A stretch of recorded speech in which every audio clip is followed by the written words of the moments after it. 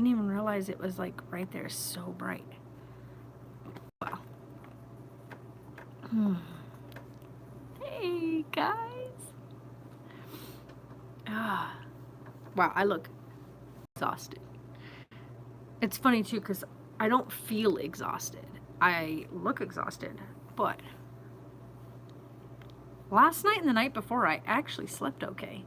Like last night, I don't even know. I don't remember falling asleep last night. So, Funyuns, you guys. I used to eat these all the time in high school. And I'll tell you why. You want to hear this story, Sarah? This is funny. I used to get these in high school because before I would go to class, we'd buy a bag of these. I would crush the bag, right? Crush all the chips in there. And then I would pour it into a Ziploc bag because I always had a Ziploc bag in my backpack. So the Ziploc bag is quiet. You can open a Ziploc bag and not make noise. So we would do that in school, me and my little group of friends. And we would have chips in class. Funyuns, because you can put a Funyun in your mouth and it sounds gross, but suck on it and it would soften it. And then you could eat it without making noise in class and not get caught eating. So that's what we would do. Funyuns were great for that. That sounds really gross, but that's what we would do. And so yeah, I mean, we're a bunch of weirdos, but that's okay. You know, like you guys, look how long my hair is getting. My hair is getting so long. Anyway, so Sarah and I found something that we both are liking, and it's called Rip It. It's an energy drink, but it's cherry lime, and it tastes like a Sonic's cherry limeade. So I'm okay with that. Yeah, it's a 4th of July tribute thing. That's not their normal color of the can, but whatever.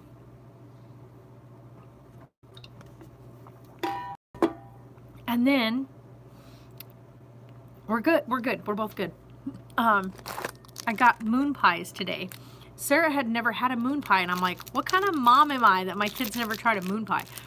Now, moon pies are really, like, I do not usually like marshmallow, but I will eat moon pies because the graham cracker, like, cookie in it is really, really soft. And so between the graham cracker and that marshmallow, you don't get that really strong marshmallow flavor.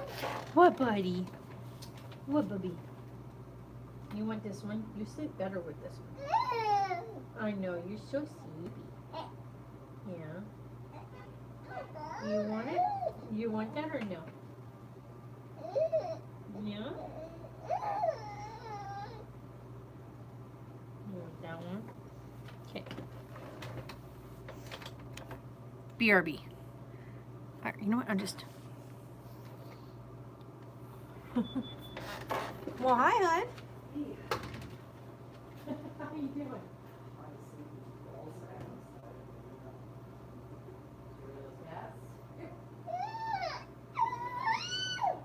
Sorry, buddy. Hold on.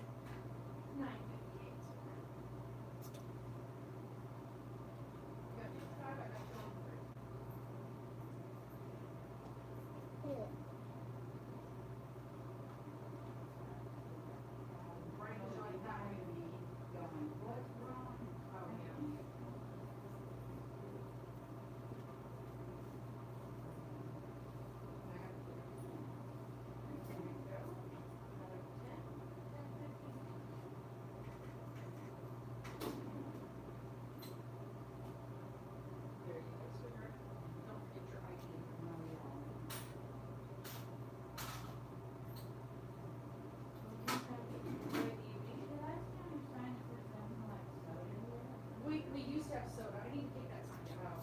It's just cold water. We have cold water in our machine back there, but I have to give $1 and then I open the machine. Because our machine's broken. It doesn't that's spit on it. You mean It's a soda machine. It's bottles of water. Like I would have a pot that have that high. yeah, it has a pop cap on it, so you just pop it up. Oh, okay. I wasn't sure what you meant, or you just like high water back then. No. We have a soda machine that has bottled water. Okay. So if you'd like one. Yeah. We got it. Hard water, but I think I'm gonna need another one since I have to now walk up to the Yeah, this is ice cold, so. Okay, yeah, that's what my body needs. Just be careful, if you're overheated, don't drink too cold of water too fast. Oh, no, I know, you don't want to shock your body. Yeah. I'd just rather be a little over-prepared than under-prepared. Oh, yeah, absolutely.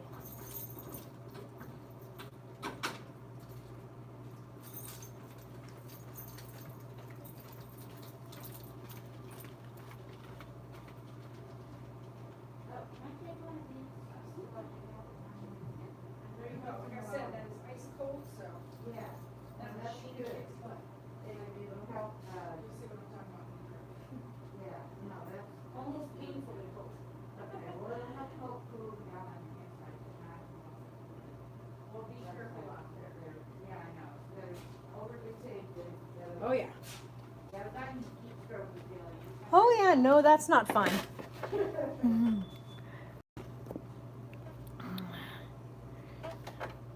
You left? I didn't know you had left there. I thought you were staying there for a little while. Are you enjoying your little whatever? I don't even know what the name of that stuff is. Lucas? Well, I know, but Lucas, it comes in all kinds of forms. Chamoy, that's what it is. Chamoy.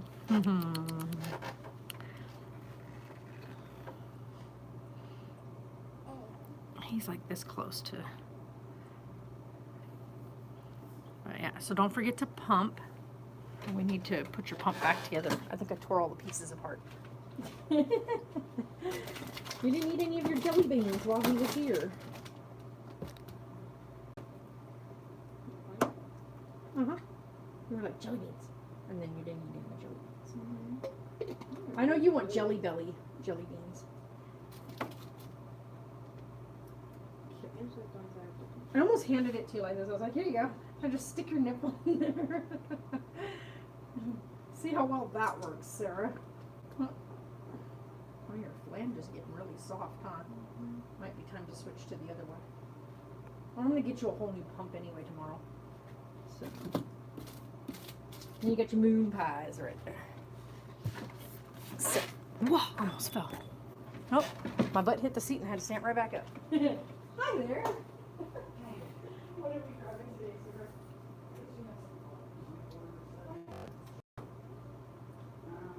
Full flavor, light, ultra light, menthol,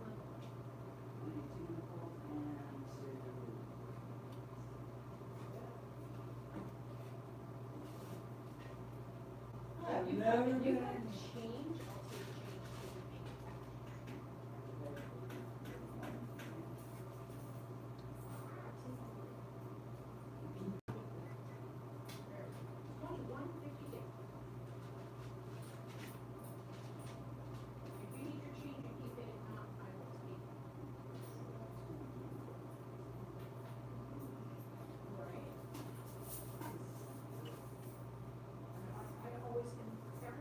to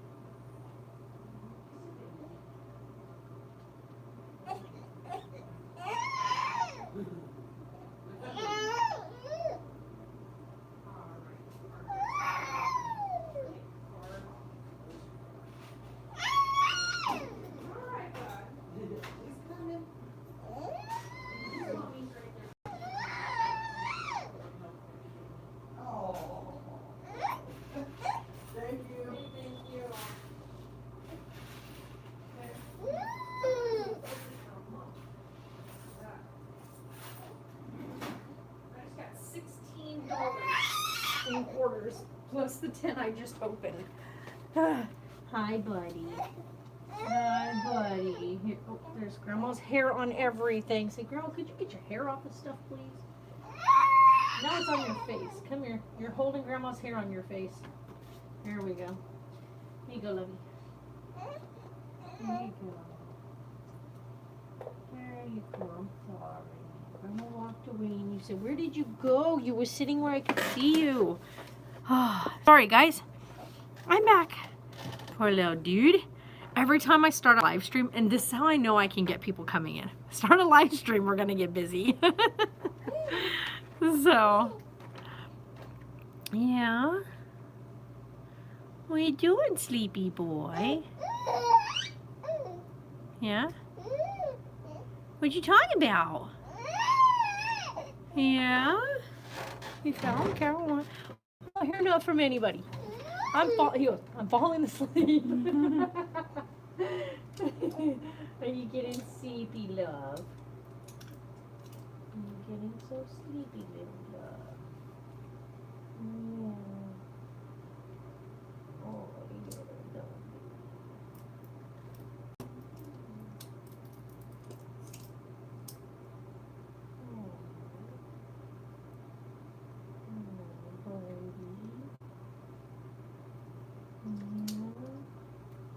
He hears what you're doing behind him and he's all, what's that noise? What's that noise?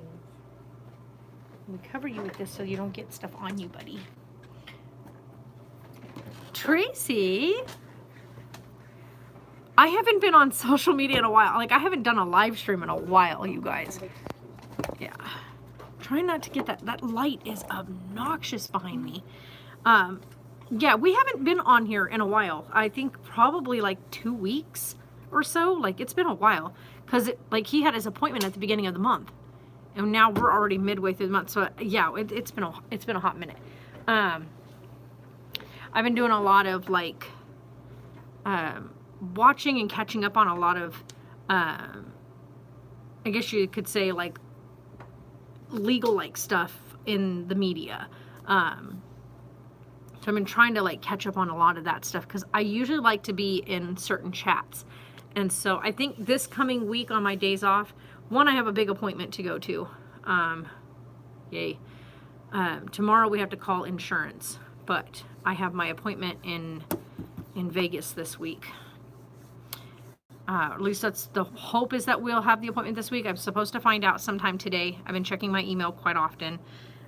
Waiting for them to confirm what date my appointment is, but I'm supposed to go to Vegas for that appointment. Not looking forward to it, but we're that's another step closer to my VA stuff being finalized and then presented by the attorneys to the VA. So yeah, I mean, we're coming up almost on a 1-year mark that we have been fighting the VA for this stuff. So let me just say, if you have a military veteran in your life who is having issues with the Veterans Department, Department of Veterans Affairs and stuff like that, tell them to get outside representation. Don't always accept the representative that the VA gives you, because the representative is there to work for the VA, for the government, for them. And so the less amount that they can get you, the better it is on their side. So get yourself, I mean, I've been dealing with them since 2009. And it has been an absolute hell of a road. Hi, you got kicked off. Sorry about that, Tracy.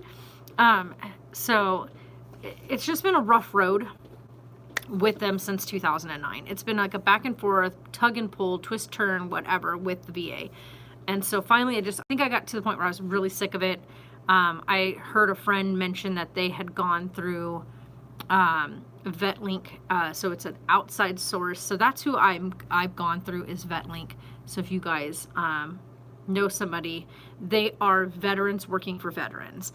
And it's an entire legal team. So these are people that all have already gone through that battle, that situation, all those things, and now have the means to get in contact with attorneys, with people that work. I mean, like, I have an entire team. I have like a team of like 7 people, because 7 was the new person that just came in, who is in charge of all of like the medical aspect of everything, getting all my medical documents, all of my medical appointments, all of that stuff.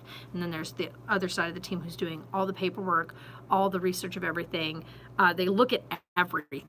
You guys, like, these people are no joke. Like, seriously, they are in their trenches for all of my information, going through every single detail of every single thing that I've had done and was done, and what happened during all of my military service. So, I mean, like, every detail. They are in those trenches, digging it all up and using every aspect of it to work in my favor. There's things that are in there that we pushed when I first got out of service, and medically and whatnot, that we were trying to get them to acknowledge, that they absolutely refused to even look at. So, you're gonna have thyroid surgery. Oh no, that's not good. I had a friend of mine, she had her thyroids removed quite a long time ago. She looks fantastic, and she's much healthier now than she's been in her whole life. So I wish you all the best. No, I've been battling with the Veterans Department for years. And then just recently, after we filed, almost a year ago, after we filed the paperwork and called them and let them know that we were going to be filing a claim, and that I was going to have my representative speak to them from that point forward. So when I made that phone call, I presented them with my representative, and immediately got this cold stone, door in my face attitude from the people on the other end. And so my attorney took over from there, my representative took over from there, and spoke with them, whatnot. And I'm not even kidding you, not even a couple of days later, all of a sudden my VA check stopped. And we were like, what the heck is going on? Where's my VA check? Because I do already have 30% from them, which is absolutely not a fair amount. They only compensated me in disability for my knee being damaged, and for my, for my sleep issue.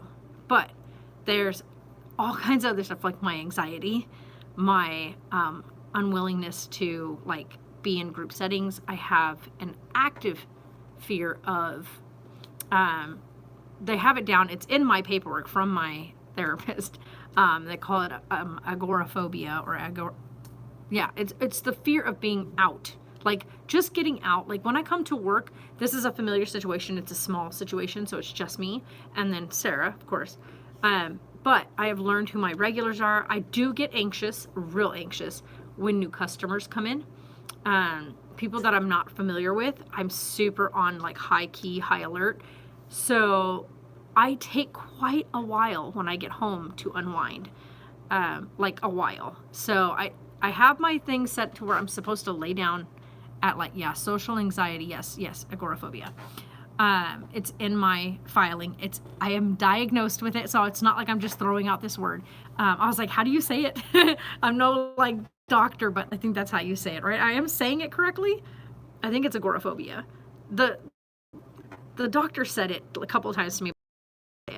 And it's like a fear of social situations. And I gained that fear after being in such large group situations with the people that I worked with in the military, and the horrible, horrible way I was treated by a mass group of men. And I say men because it was men, because the field that I worked in was very male dominated. Were you released as medical? Yes, I was. Yeah, I had a medical discharge. I was seriously injured when I was in, so I had a medical discharge and an honorable. So I was honorably discharged due to medical circumstances, like due to medical reasons. So I do have an honorable discharge. But yeah, so the situation I worked with a large group of males, and they were very not good. No, it wasn't a bad leave. No, I was badly injured. Like, that's the thing. I've spoken about it on here before. I sustained a serious set of injuries during my service. And it wasn't just me. It was a group of us all got injured in the same situation. Like, the scenario that happened. I won't go into too much detail other than we all got badly injured. Myself and what's the word? Not my commander, because that's the wrong word. The sergeant above me. He was a tech sergeant. I had just finished testing for staff. And so I hadn't sewn on yet. Like, I'd gotten it, but my sew on date wasn't until November. It was discharged in July. So yeah, so I never got to sew it on, even though I did pass my staff sergeant testing. But he and I were the two that took the brunt of the injuries. But yeah, so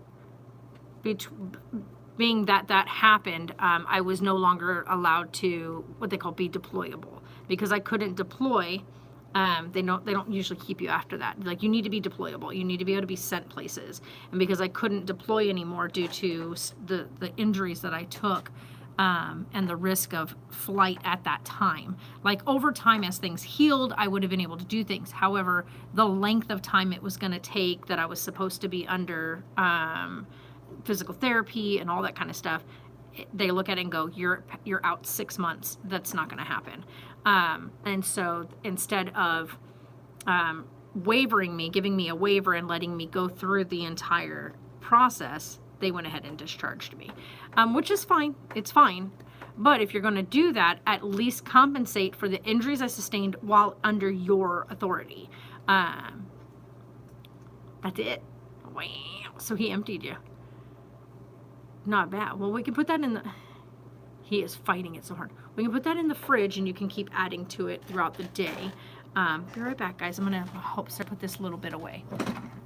You didn't even need that, huh? All right. You go rinse that out. I'll take just this part. Just have to rinse. Ouch. If you rinse it from the bottom, like this way, rinse it, pulling that open, let the water run through there, it'll rinse all that little chamber out.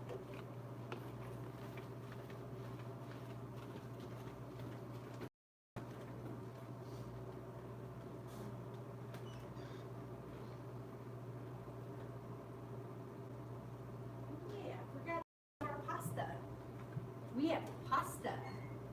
Mm-hmm. I forgot that I brought that.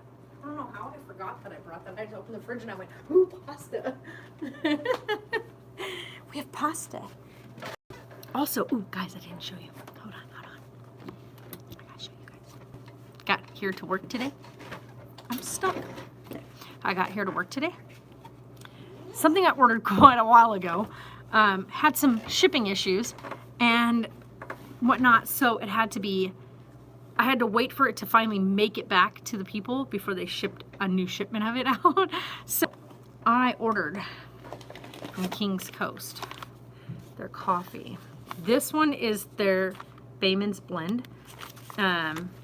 King's Coast, of course, so it's going to have names after like fishing stuff and water and whatnot. So this one is from Sumatra and Papua New Guinea. Notes of fudge, bitter caramel, and very smoky. I can't wait how good this smells. Oh, you guys, it's got like this little thing here, so you can like really get a really good smell of the... Oh, it smells so good. I can't. And it's whole bean, by the way, so it has to be, you have to blend it out. I was really tempted earlier to take a bean out of each one and like eat the bean, but yeah. Hi! How are you today? Good. What are we getting today?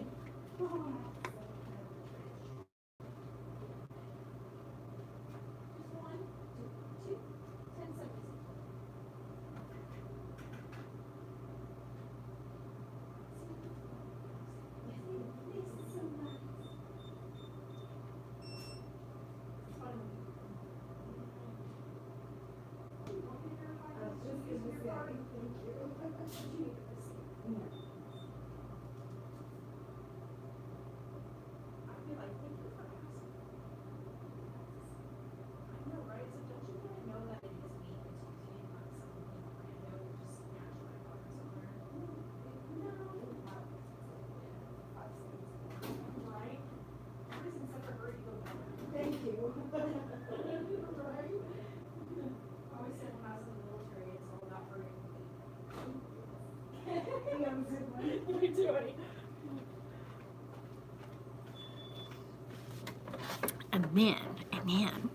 And then, he's good. He's really good, Tracy. He's really good. And then I got it's called their Darkness. So this is the Darkness 4. It's the 429. But you guys, it's called the Darkness Blend. It's from Peru and Brazil. It's got flavored notes of cocoa, honey, and crisp strawberries. I cannot with how good this smells. Oh my God. I just want to open it and eat them. Like, I'm not even kidding. And it's got this really cool, like you pull this thing and then you pull it open and then of course it ziplocks shut again. But like, I'm so tempted to take one out and eat it. But I'm like, do I really want to do that? This is part of the Creators Collection for gaming. So I know that quite a few other like gamers talk about this one. So I talked with Clintus because Clintus has been doing stuff with King's Coast Coffee for years. I don't think he's sponsored by them, not at all. But I do think that because he is like, he loves his coffee. He's like a coffee dude. So I talked with him and I asked him like what were his recommendations, because I really wanted like a dark roast coffee. Like, I like a really rich dark roasted coffee and I like to drink it straight. So I wanted to know like which one would he recommend? And he was like, if you're going dark, like he's a medium roast kind of guy, but I like a dark roast kind of person. So he said, then this is definitely the one to go with. Give this a try. And then they were completely sold out of their other dark roast. So I will get that one the next time around. But I said, okay, well then medium roast. What is your go-to medium roast from them? And he said the Bayman's Blend. And that's the one that if he's having a really like rushed morning, he's got things he's got to get done, the one he's going to grab for, like instinctually grab for, is his Bayman's Blend. So that's the one I grabbed. So I'm going to give those a try. Joseph! So I have to, and here's the thing, I knew that was here today. Like, I knew it was going to be here when I got here. And I was like, don't forget to grab your blender so that you can blend down your coffee beans so you can make yourself a big old nice delicious cup of coffee. No, I left the house and left the blender. So, you know, yeah, I know, grandma funny, huh? Can't believe how big he's getting. He's still, like, guess what? What? I still can't believe how tiny he is. Like, He literally says mommy now. I know, he says mommy, and it's so cute. Like, we were watching. He says mommy. Mommy. He doesn't say like he says mama too, but he'll go mommy, mommy. Like, he got so scared yesterday that he yelled for you while you were holding him. It was we were watching Stranger Things, the final of season 4. Oh, he's saying mommy. I want you. Tell her, say mommy. Yeah, tell her, say come here, mama. Call for her. Tell her. Him and his little tongue. Joseph, congratulations, man. Oh my God, congratulations. Oh, tell her, buddy. What? He said, mama. Oh, look, I know, don't worry about it. Him's gonna go night-night.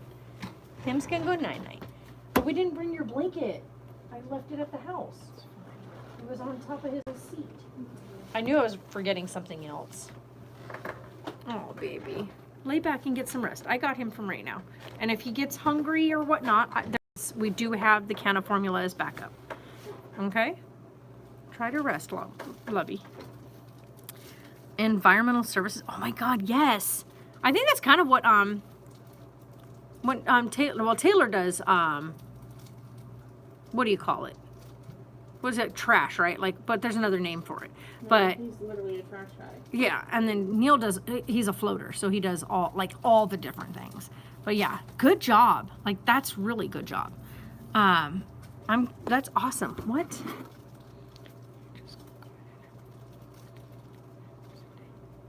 No, that's...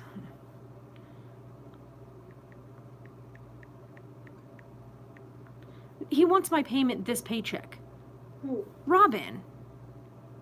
No, it goes next paycheck. This is like... There's still one more paycheck this month.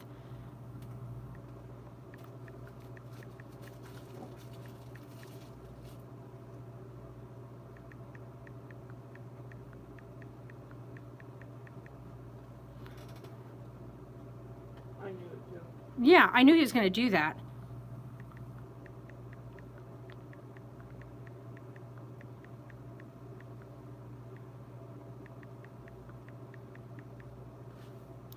Yeah, hold on, guys. Give me a second. Yeah, the 28th.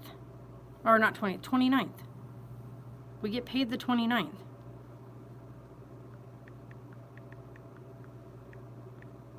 On the 29th. We have that written out too.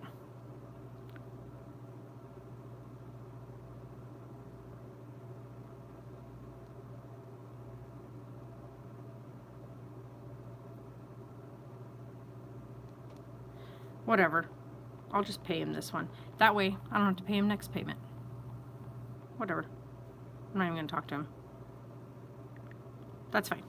I'll just do it this paycheck. That means I have extra money for next paycheck. So, pay him and I don't have to worry about it. We still have quite a bit left over after that because I don't have anything else to do. And it'll let me get caught up between this one and next paycheck. Whichever. Anywho, you guys. Plus benefits, 11 per hour. Nice. Nice. This poor little dude, he's so tired.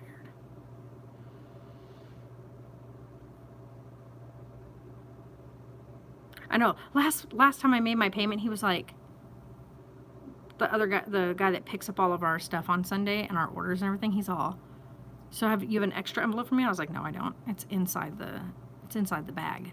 And he's like, oh, it's sealed in there? Yeah, it's going to Robin anyway. So like, yeah, and that was the agreed upon where I would put it every single time. Like, what are you doing? I know what I'm doing. But anywho, so I always told him, last paycheck of the month is for that. We're not, so that's fine because that means pay him this one, pay Mark next one. So I'm not losing any money. I'm not going to be missing out. You got to get paperwork done. All right, you get your paperwork done and stuff. So have a great day, Yosef. But yeah, so that coffee, I cannot wait. I cannot believe I didn't bring the blender. I'm like so, because I don't have a coffee maker at home. Because the way I've showed you guys, if you guys have been around for a while, the way that the kitchen is set up in our RV, all of our outlets, every outlet in the RV is up at the bottom of the cabinets. So like your countertop's down here, but to plug anything in, it's got to go straight upward. And the space between the countertop and where the outlets are, right? So where they are, no kitchen appliance. None of our kitchen appliances, like the toaster or the little stovetop thingy that I have, whatnot, none of those reach the outlet. And the outlet is all the way over to the one side, away from like the counter space and whatnot. So to even reach it or to put like a coffee pot there, you have to put something else that stacks to set the coffee pot on. So I'm thinking about going and getting one of those like little U shelves, so that way it can be lifted up and then I can actually have like counter space underneath and counter space on top to put like the toaster and the coffee pot there. Because right now I can't even put a coffee pot in there because you can't reach the outlet. And you can't be brewing coffee while holding the coffee pot. It just doesn't work that way. So I have my Keurig here, which is fine with me because it's too big to be in the RV anyway. I'd like to get like a little small skinny 1 cup brewer. That'd be nice. Like a little 1 cup coffee brewer like we have for the Keurig, but that one's too big. I want one of the like little skinny little weird ones. Okay. Well, if anything, get some sleep. I will, if anything. I just Elained. Oh my God.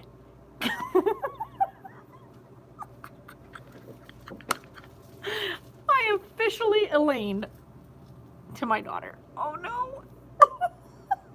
I umbridged. Oh my God. If you don't know what I'm referring to, then just, I'll enlighten you. But anyway, if he needs a bottle, I will let you sleep. You can pump when you wake up. I'll give him a bottle of formula this round, okay? That way you can get some sleep. You need the sleep because tomorrow, this dude finally gets his actual like bed in the RV. We're picking it up tomorrow in the morning. So I am so happy to finally be getting that because it's desperately needed at this point. He is very active for his age. Like the doctor's blown away by him. Just an FYI. His activity level, like he's already now, like he can roll from front to back. And he balances really well sitting by, like you can sit him up and Sarah will sit him up and barely keep her hands by him. And he holds himself there. 2 months old and he's already balancing himself, like trying to sit up by himself. When he's on his tummy, he doesn't just like sit with his elbows. He pushes his whole body up with his hands, and like gets his whole body up. He's super close to getting over from back to front. Like he tries to roll himself from his back to his front. He's gonna be doing it. I guarantee you by the end of next week, he's gonna be able to fully roll where he wants to. So he needs a playpen area that he can roll and play around in here. The bassinet's great, but like it's not a big enough space for him to really like actively do stuff. And he is, oh my God, he's this close to honking out. I love that whenever he starts to get there, he goes, no, and tries to like shake himself awake.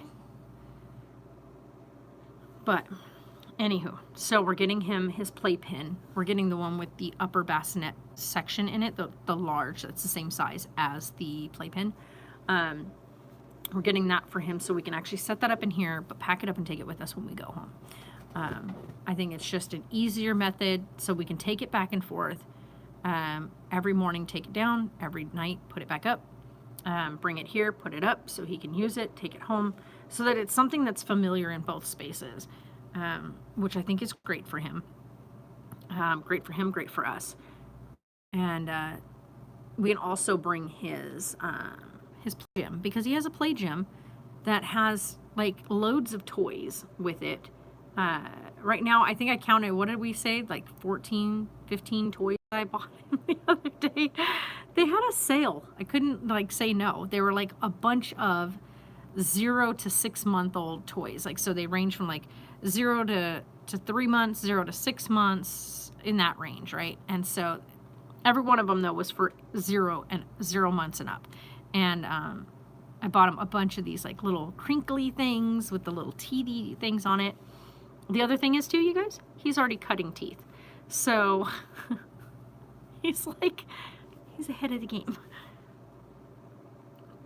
And if we're, oh my God, that's the one thing, like we don't show you guys him, but one of the funniest things, if you could see him, you'd laugh. Whenever either of us tries to eat something, he goes, he wants our food. And it is the funniest thing. We're like, you're not ready yet. Not yet. 6 months old, buddy. I have a feeling the doctor's going to say he's going to be ready for solids by 4 months, because they say between 4 and 6 months. I think, though, because of how tiny he is, I would probably want to wait till 6 months if it was me. But Sarah's his mom, and I think she'll trust anything that Dr. Barton like lets her know about him.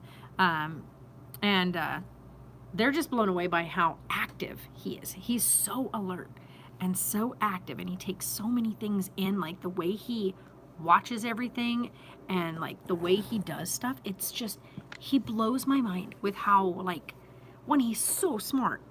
I don't know why I keep changing that. I keep doing that because that light is horrible. I wish I could get it out. Like, why are you so bright? What are you doing, thing? Gosh, that is so like insanely bright today.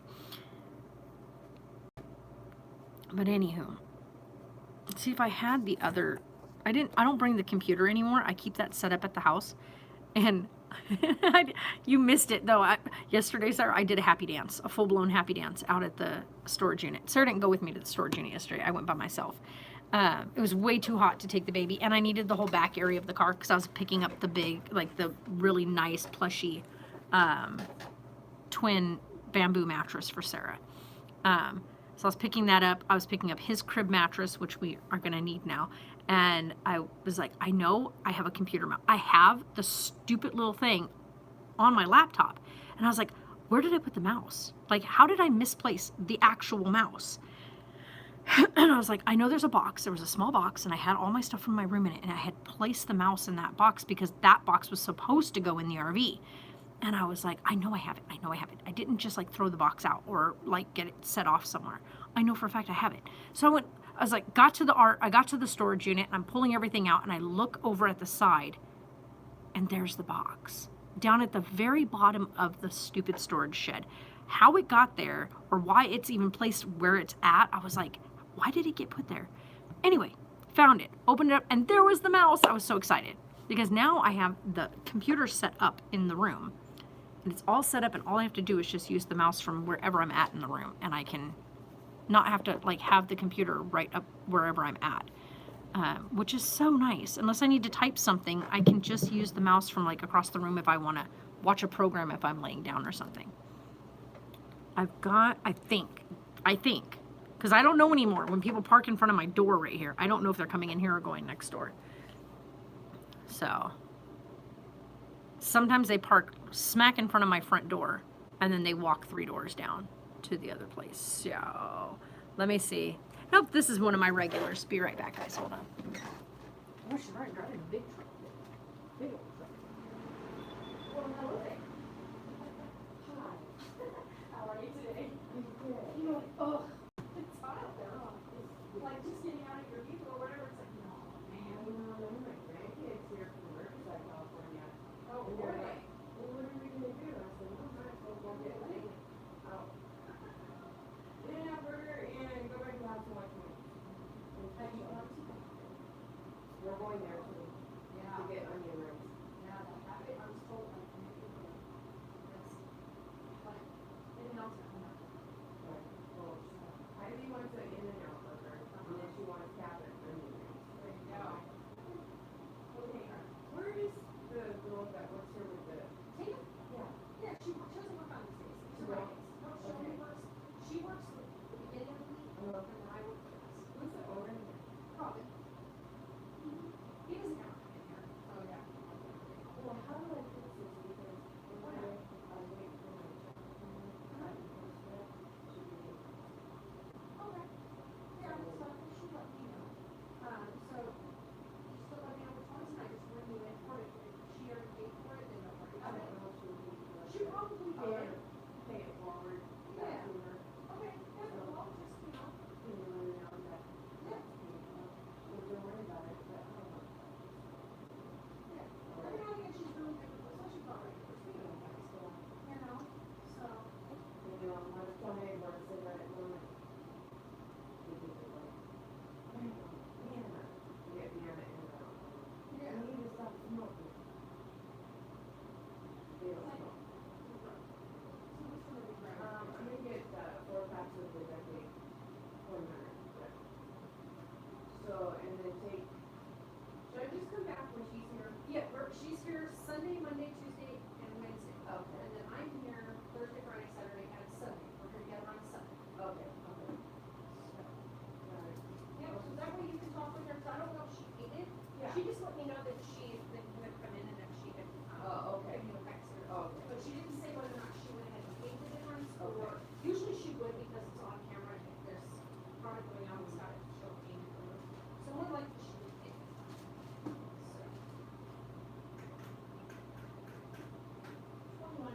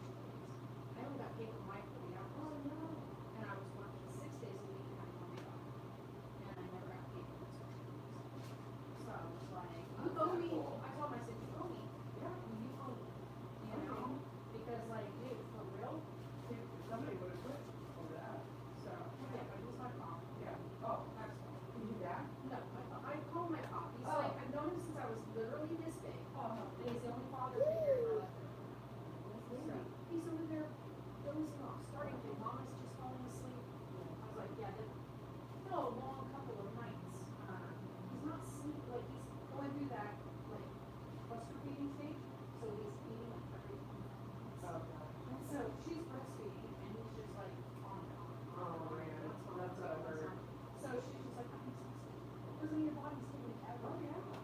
So much so that she lost 5 pounds in like just over. I'm gonna be a great grandma and my granddaughter in Colorado. That's gonna be great. Well, congratulations. Thank you. I'll see you. Yeah. Take care. You too. What? She's got her grandkids here from San Bernardino.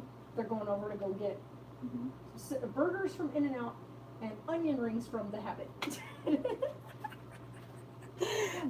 They're like, no, you have to get onion rings from The Habit. So, I mean, you know. Anyways, sorry guys. Like I said, all I gotta do is start a live stream and we'll get customers. Oh man. So, anywho. Oh, little guy. Would you like your binky back? A little gazing off in the distance.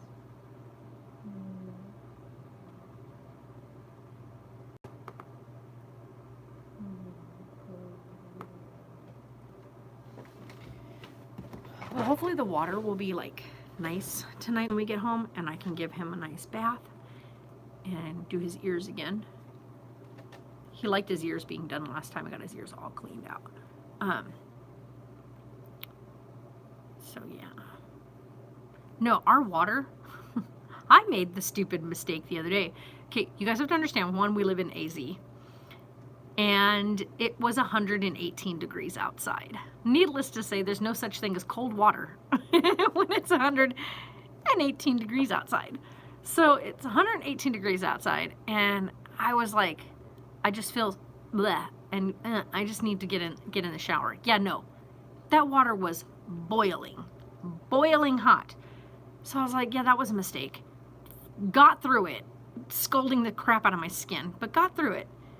And I was like, oh my gosh. So if I wanted to give this little one a bath, we have to put the water in his bathtub, right? So put water in his bathtub, probably about halfway, and then just leave it sitting. Just forget about it for the day. Leave it in there, forget that it exists sitting in the shower. That evening, go ahead and add your hot water to it because the water will sit in there and cool off throughout the day and then become cold water in the basin. And then you can add hot water to his baby bath. But yeah, it's too dang hot. Like you can't get cold water out of the tap, even if you wanted to. We can't even, like there's not even a point in even turning on the hot water heater because trying to turn the hot water heater on, the hot water coming out of the tap right now is already hotter than the hot water tank can produce. Because our hot water tank is regulated because it's an RV, so it's set at a certain regulation. And I think it's at, if I'm correct, it's at 110 is the regulation thing. Like that's the cap on it. All of it should be capped. Like, and if you have a home one because of a baby, it's supposed to be capped at like 120. I would never cap something at 120 degrees. That's too freaking hot. But it is at 110. But yeah. Oh, okay, Mama. Go to sleep. Go to sleep. He just fell asleep. I said he just fell asleep, so. I know, but you're sleepy. Go night-night. I'm sleepy. There's no point. There's always a point. It's called resting. Home. I can't sleep at night. Well, that's what I'm saying. Sleep now, all you can. Also, because it helps you not be cranky when you get some CP. The exhaustion level is real, you guys. Yeah, our minds are blown right now with the way that this week has gone. It's been crazy. It's so funny watching Carlisle like leaps and bounds in the things that he's doing. It's funny too to see somebody from outwardly, like Sarah was very, very smart, very like intuitive to things when she was little. She didn't speak for the first 22 months, but she was very like in tune to like everything around her. She was always taking things in, very smart. She could put things together, figure out like the little block boxes, all that kind of stuff very early on. Taylor was very like wanting information. He always wanted to gather stuff. I always watched him. And then I hear other people, like when they see what like Carlisle's doing now, they're like, oh my God, my baby never did that. My baby never did those things. Like he already, like even before now, like since he was like 5-6 weeks old, he gibbers with you. Like he will talk to you, and he's very adamant about it. Like he will look you straight in the face and he will just go blah, blah, blah, blah, blah, blah, trying to get your, like trying to tell you whatever it is that's going on in his little head. And so we talk with him, like and that was something my girl that works here with me said. She was like, you guys talk to him. Like you don't just like talk at him, you guys talk to him. Like you talk with him, you like wait for him to respond in return, and when he responds with his little noises, you guys give him feedback. Like she's like, but you guys talk to him. And she goes, and so he is so smart because you guys are talking to him. And it's like, yeah, we talk to him, not at him, we talk to him. So like when he's gibbering with us, we give him a response to what he's saying, and same in return. Like we'll talk to him about, you know, oh my goodness, are you so happy? You're so handsome, you're such a happy boy, we love that, thank you for being so happy. He will talk back. He'll look at things and I'll say, what are you looking at, what is it? You know, and asking him questions, like getting him to give me feedback as to what I'm asking him. Yeah, I know he doesn't understand those things quite yet, but at some point those questions will have meaning for him. So, and if I ask him, are you happy? Or if he starts to get upset, are you hungry, baby? And then we'll say, are you hungry? Are you hungry? And we say food. His biggest thing right now is at 2 months old, we'll go, and he puts his hand to his mouth and he taps at his mouth, 2 months old, and he will smack his lips together and like do the tongue thing. He'll go, because he's letting us know he wants to eat. And he does that, and it's like he did that at the doctor's office and was tapping his mouth. And at first she thought, oh, it was just because he's finding his fingers. But then he started doing the noise and looking at Sarah. I was holding, and she was, what? I said, oh, he's telling Mama he's hungry. And she said, no, he's not. And then when we weren't hurrying up enough, then he started to get upset and started really smacking his lips. She goes, he is saying he is hungry. She goes, I have never, 2 months old, I have never. And Sarah put him straight to the, like brought him down to her chest, and he immediately went for like his food. And so, yeah, he showed the doctor, like 2 months old, he's already like, I don't have to cry to tell you I'm hungry. I can tell you I'm hungry in other ways. Now, it's something he does do. You guys are going to laugh at this. This baby will go from totally chill to giving us signs. Like if you don't answer those signs right away, like if you don't like catch on what he's trying to tell you, he will scream at you. I'm not talking about baby screaming, ah, crying. I'm talking he will go, ah, ah, at you. It's like, okay, we got you. He will scream at you. Like he's mad at you for not listening. It's like scolding us. So yeah, you just have to like, he has very subtle little signs that he does do, and a couple of very big signs, like the putting his hand to his mouth. One of the things he did earlier today was we burped him. I laid him down and he wasn't done burping. He was like, he was putting his hands together. I said, more, you need more. I picked him up, burped him, and he had the biggest belch waiting in there. And he belched. So, because we tell him, you want more? You want more? Like when he's hungry. So after he eats, and she does both sides, and if he's still like showing signs of hungry, I ask him, you more? And we can give him a little bit of thawed breast milk. And so he is learning, like we're using signs, simple signs, and oh boy, are they right. Babies can pick up signs faster than they pick up verbal. And so he has been doing more and food, like hungry, when he's hungry. We haven't done milk yet because he doesn't drink milk.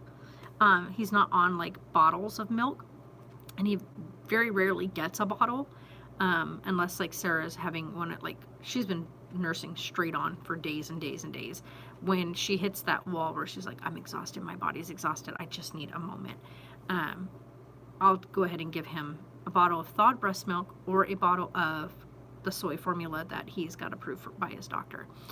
Because we do add that when he does do a pump bottle, which we've been trying to stay away from recently, But the doctor wants him to have 1 bottle a day with his breast milk, so the expressed milk, the fortification formula that we have, and a scoop of rice, or not rice, oats in it. So he has like newborn oats that go in there. She's trying to get his weight up. He's very long. He's a long boy, but he's skinny. Or so she thinks. I don't think he's skinny looking. I think he looks very healthy and chunky. But because he is long, his weight to his height ratio makes it to where he is considered on the smaller side weight-wise while still being long. So like he's long enough that he fits 0 to 3 month old clothes, but he's not chunky, like chunky enough to fill them in. He does have little rolls on his thighs. He's got little rubber band wrists. He's got double chin going on. But he's not like chubby looking. He doesn't look like a chubby baby. He just looks like a very like healthy, well-rounded baby.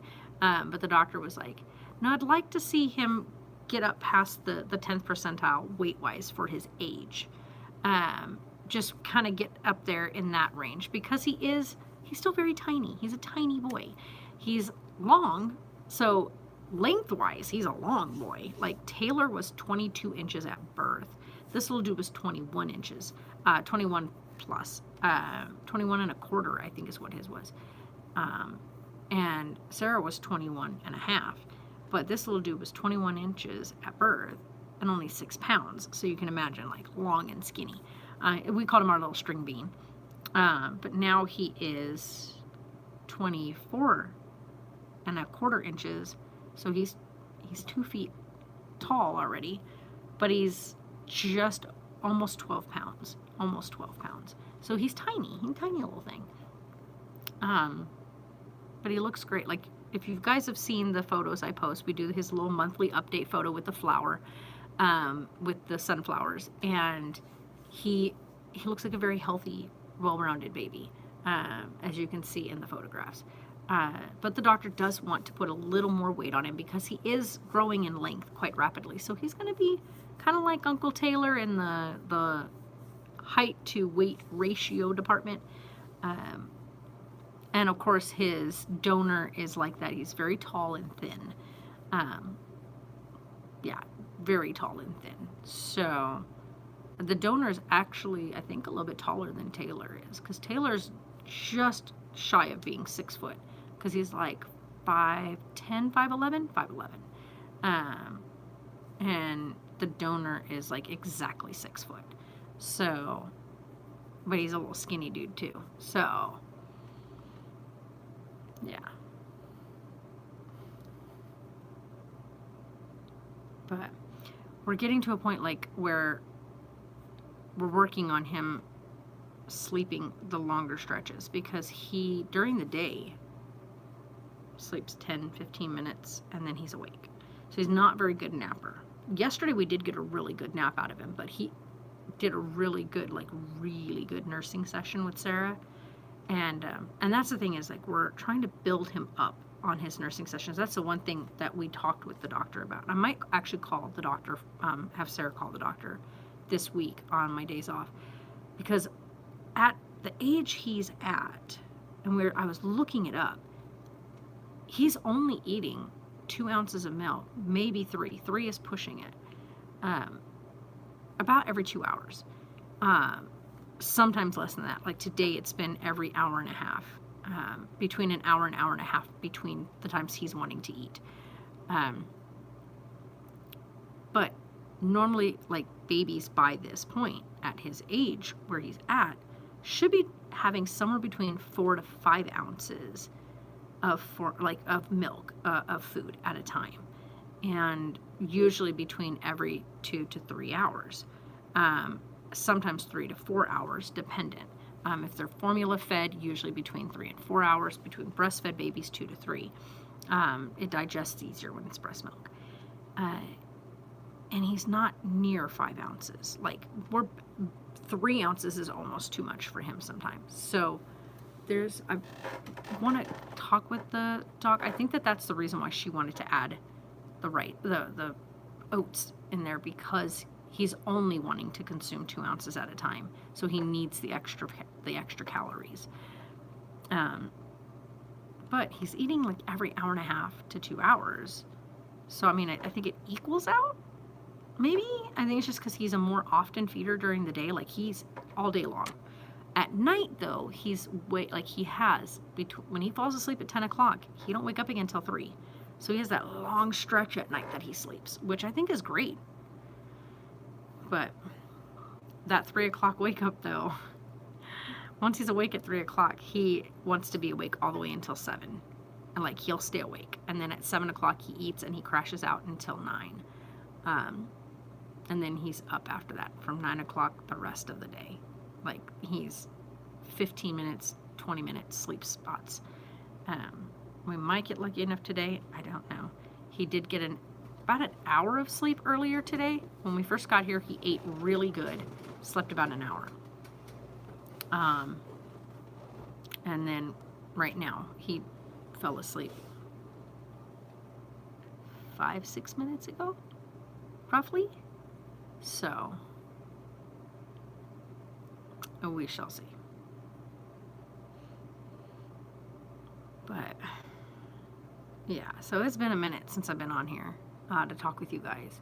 We've been trying to get a few things done with the RV. We've been really working out some things. And I learned something about my RV that I didn't know. And oh my God, I feel so stupid saying it because it's like one of those things where it's like when I told Tatum about it, she got a good giggle out of it. I was flipping out.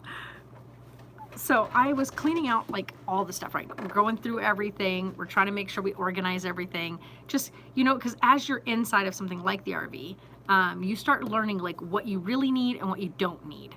And so I had taken anything we weren't using, right? So stuff that was like just getting in the way. We thought we would need it, but we really don't need it. I was putting it in the cab area, right? The cab area, if you ever want to know what I'm talking about when I say the cab area, that's the driver's seat and passenger seat that drives the RV, right? So when you're driving the RV. So that's called the cab. So the cab area, I was putting anything and everything that we didn't use in the cab area.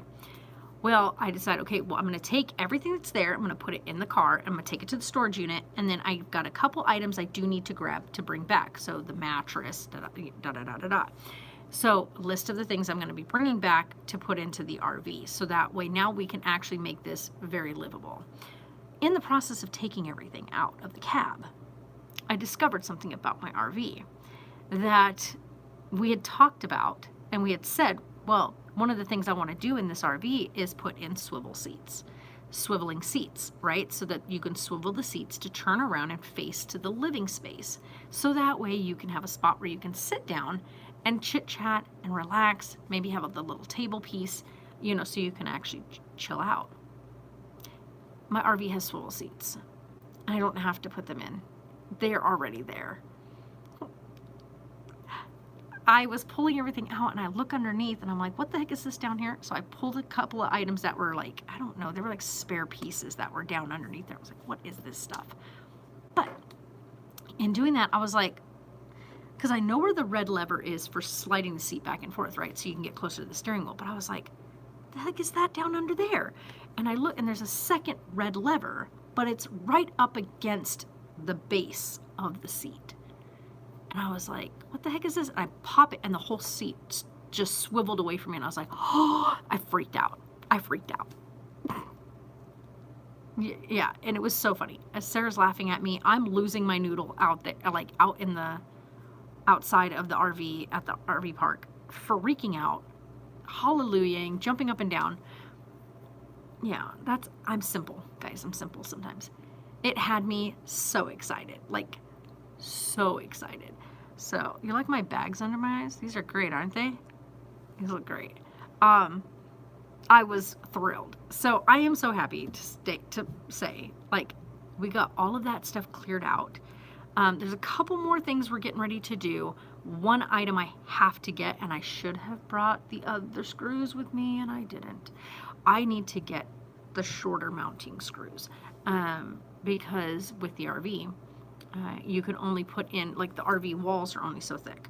So I need to put in the smaller screws, mounting screws that go on there to mount the TV. We want to get the TV mounted because right now the way it's set up, we don't trust the fact that it's set up the way it is without, like, there's a risk to Carlisle. So he never is right by the TV because if we get a gust of wind or whatever, I'm afraid that the TV might fall. Though it is a flat screen TV and it's flat based, like, I don't know. I think it's just my paranoia that he'll get hurt by something. So for right now, he never plays anywhere on the living room rug area because of where the TV is set. So our next big thing is to get the mounting bracket for the RV so we can actually mount the TV. I have I have this thought in my head about how we can mount the TV in a way that was going to allow us to travel everything and have it right. Like, I have this great idea in my head. However, we have to make sure wherever we mount it, it can be locked into place when we're actually driving. And the one spot I was going to put it, it's not going to work that way. As much as I would love for it to, it's not going to work that way. So we need to get it mounted and, like, soon, so that way he has room to just run and play. We'll have to see.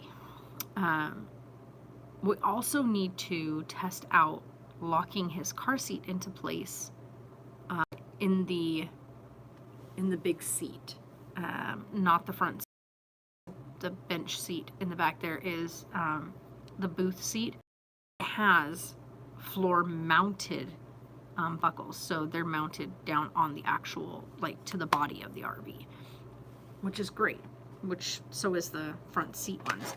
And this way it'll safely allow him not to be right near the cab, but it'll also allow him to be rear facing and completely secured. So that's what we're looking at doing next. I think they're coming in here, but I don't know. Oh my God, this bra is making my chest itch so bad. Okay, be right back. Well, hi there. Good afternoon.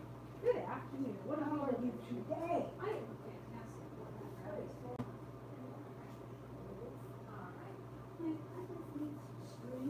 All right. Just kind of like it.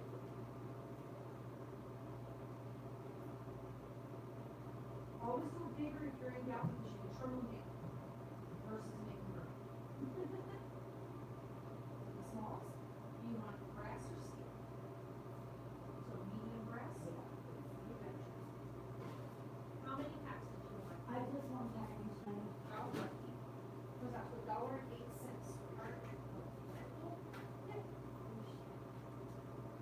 You got a nickel on you. I have Go ahead and give me another pack. Yeah, please. Alright. So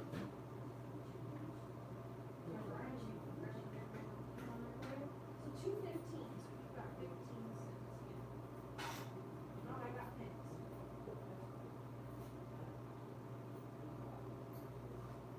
Here, actually, you take that. I will do it in pennies because I can use the pennies anyway. I'll take it. Okay, that sounds like a way to move, okay? You betcha. There's your, I usually get along with you. there you go, right? It's the way to do things in life right there. Just be easy to get along with. I know. Believe me. Working in customer service, yes. Oh, honey, please. Yep. I understand that.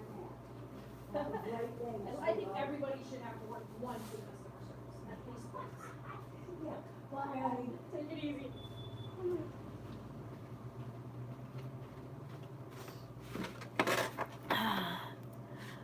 So, anywho, she was delightful. I think I want some of the pasta. Hold on, I'm gonna go grab some pasta. I'll be right back. Hold on, oh, I gotta get a spoon. I always bring our spoons because you can't leave them here because they always end up getting stuff gets messed with, and I don't like that. So, put this in the back for Sarah and get my spoon for me. BRB.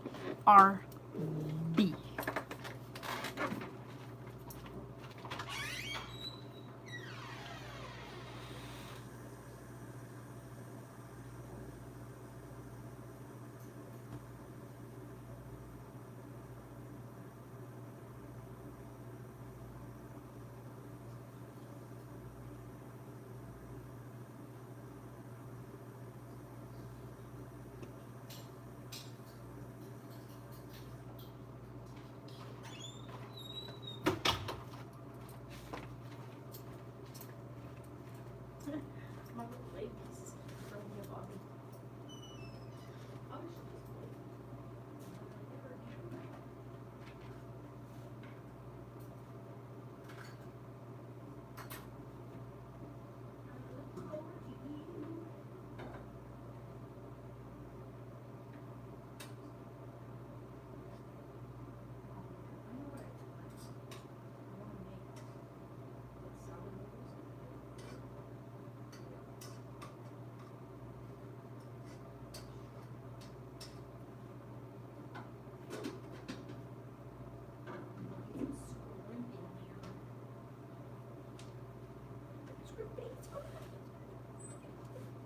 Are we looking?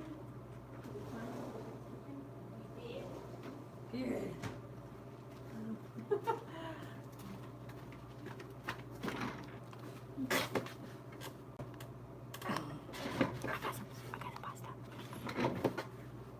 Literally, y'all, I just got it. Every time.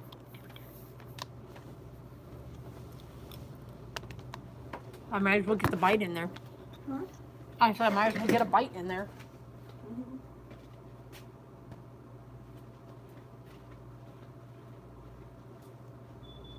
Hi there. Hi, how are you? Good.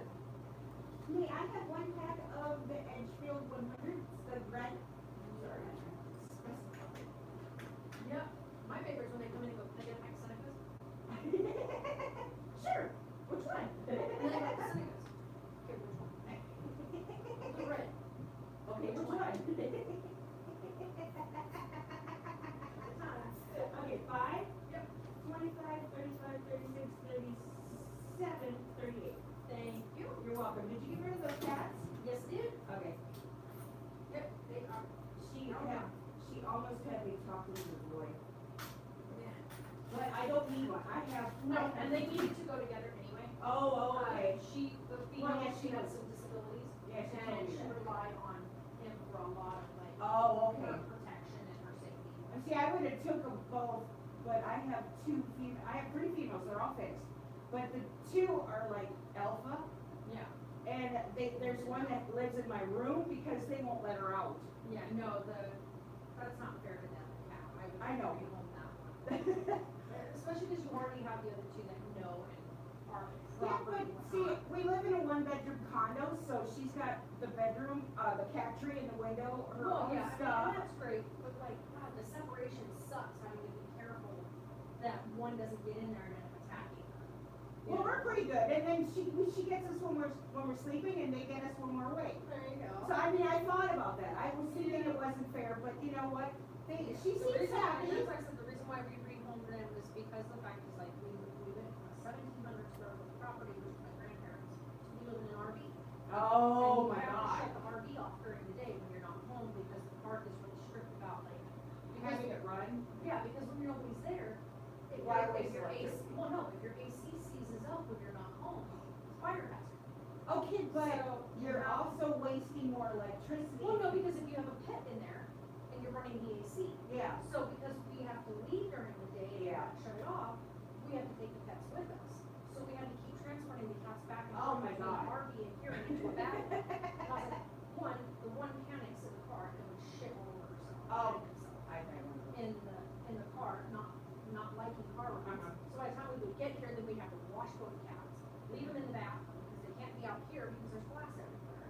They could jump on shelves Yeah, and no, I all get this it. down. So it was like they're being locked in a bathroom and then locked in a cage at the RV, locked in a bathroom, and locked in a cage. Yeah. So I was like, this isn't fair to them.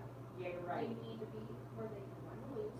And be cats. Yeah, that's what they're supposed to do. So now they're out being cats, what cats are supposed to do. Awesome. I'm good. I'm glad to hear that.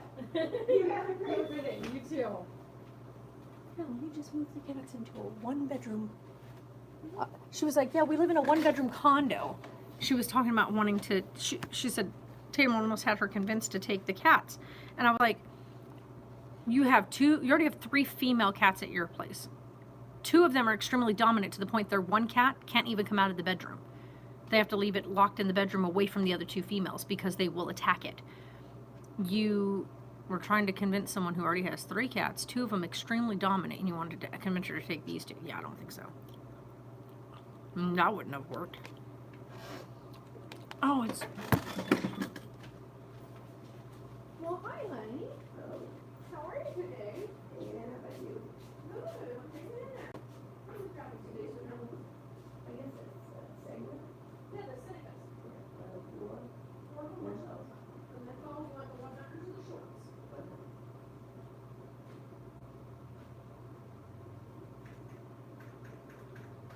21.52.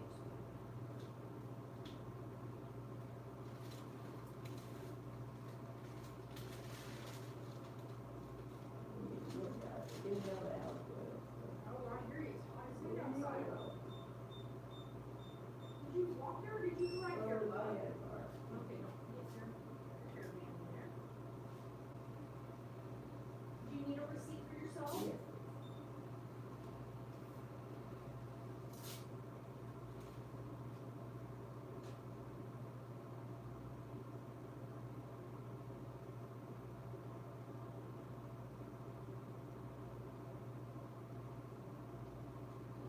There you go, honey.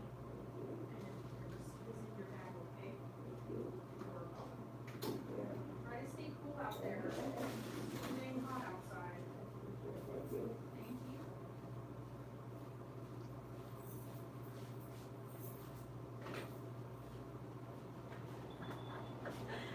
If I want customers, just start a live stream and make some food.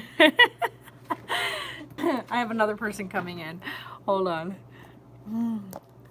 Oh, if you're ever wondering what this is, it is solid noodle with peas and tuna with mayo, a touch of mustard, and pepper.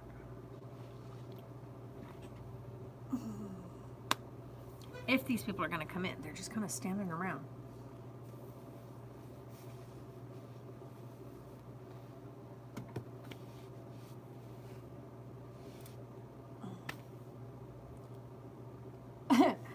He's not even coming in here. He's going next door. Of course he's going next door. That's why we park all the way down here and walk 3 doors down, you know.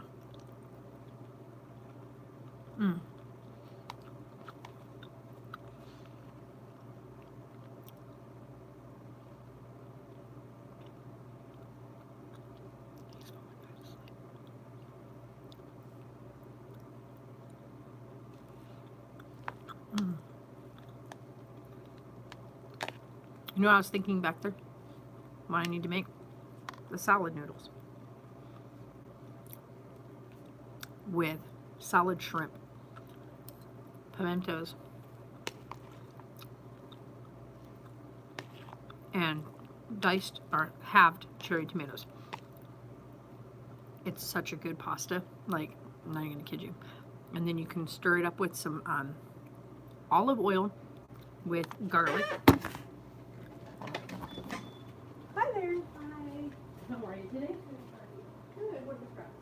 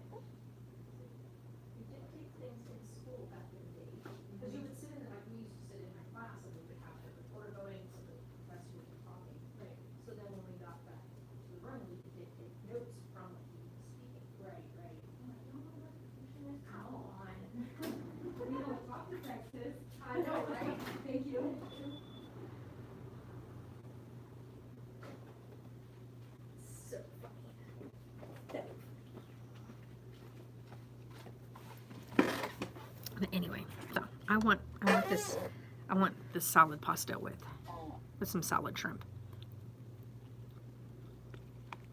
But I need to call over to the butcher on Sunday.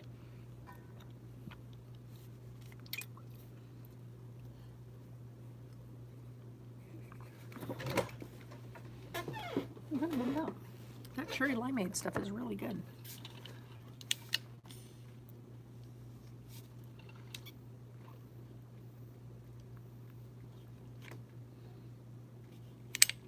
Brain freeze. Ooh, that was really cold.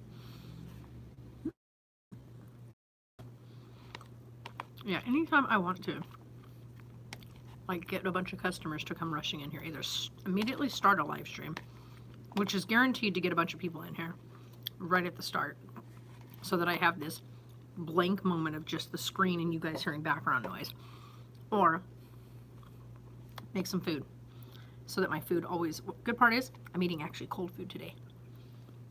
So it doesn't matter if people walk in, because it doesn't affect the dish in any way. So this could use a little bit of salt. I didn't put any salt in it. Not bad, but it could definitely use a little bit of salt. But it's just nice. It's nice to have pasta. Like, I like pastas. But anyway.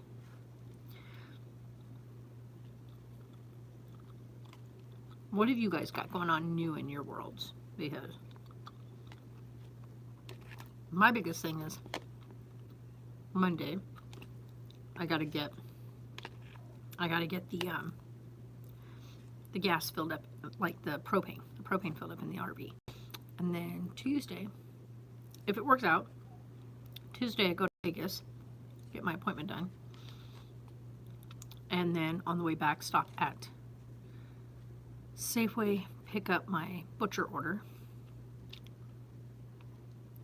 And Wednesday is my birthday. Wednesday is my birthday.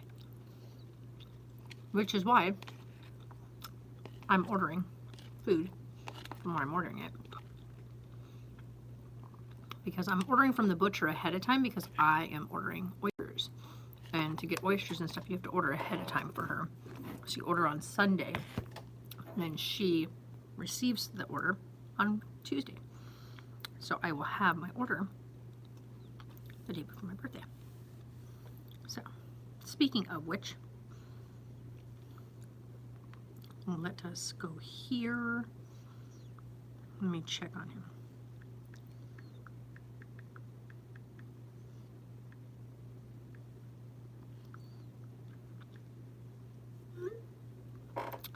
Check on this human, see how he's doing.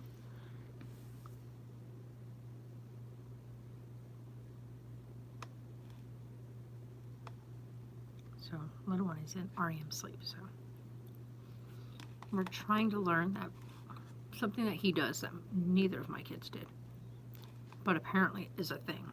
And I didn't know this, and I am willing to learn. Babies, apparently, because my kids never did this, but babies apparently have a lot of active sleep.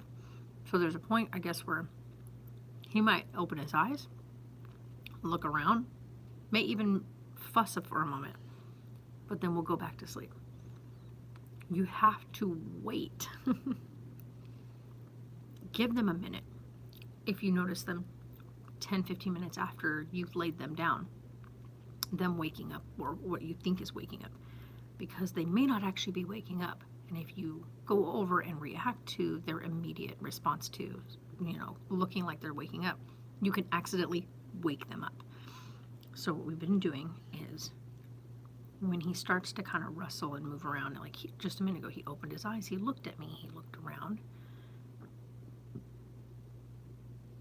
and he kind of made a bit of a noise, but he's not awake. He scared the piss out of Sarah the other day. He had fallen asleep. And while asleep, he opened his eyes, looked around, but then had this gazed off in the distance look. Just completely gazed off.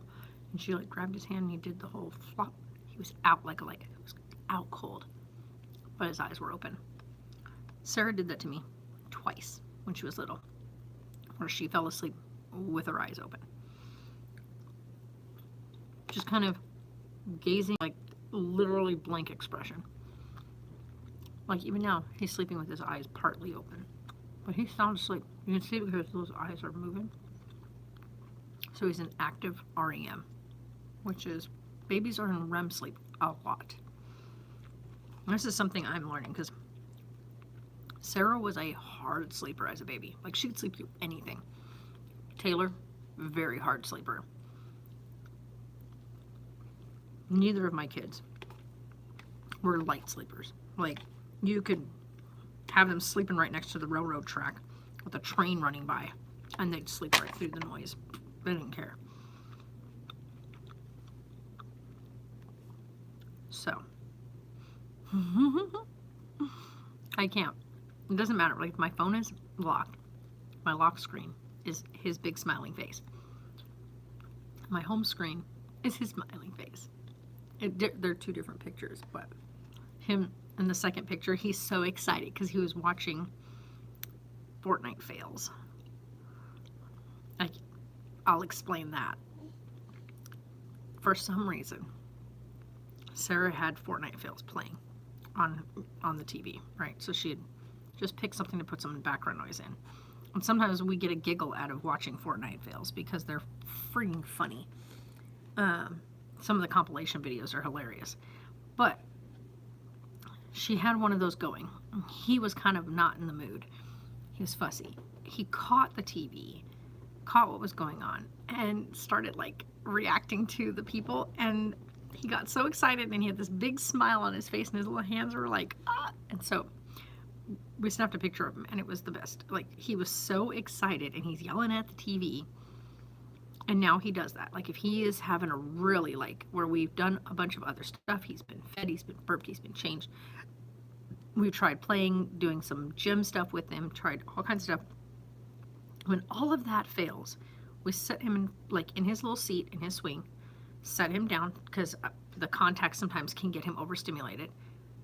Turn on the Fortnite fails and immediately he stops and he's paying attention. And his little jaw moves to the people making noises on the screen, like on talking, the people that are on their little mics talking. And he just gets so happy. And then he'll let you know when he's done. Like it lasts maybe 5 minutes and he's like, but it's enough to like distract him from everything else that's bothering him. He gets focused on that for a moment and then he's chill and then we turn it off and he'll doze off and go to sleep. But yeah, it's so funny because of all things that we thought that would catch his interest, Fortnite fails. Okay. I heard this kid's going to be a gamer before we know it. He'd be like, give me a gaming controller. So Sarah was playing the video game the other night and she had him sitting on her. And she was playing the video game and he put his hands up and so she put his hands on the controller. She's like, okay, your turn. And he just grabbed the little joystick thing and he's just moving. And it was so funny because it kept making the character go in circles. It was really funny. Oh yeah, this kid's gonna be sitting by mom's side playing video games with her.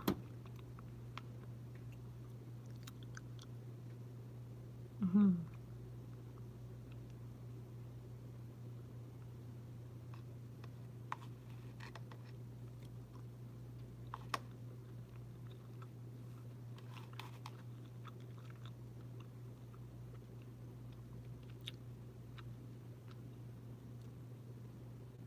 Oh. It's there. That is a dark line. That's not a big squinty your eye line. I can't even breathe. I can't even breathe.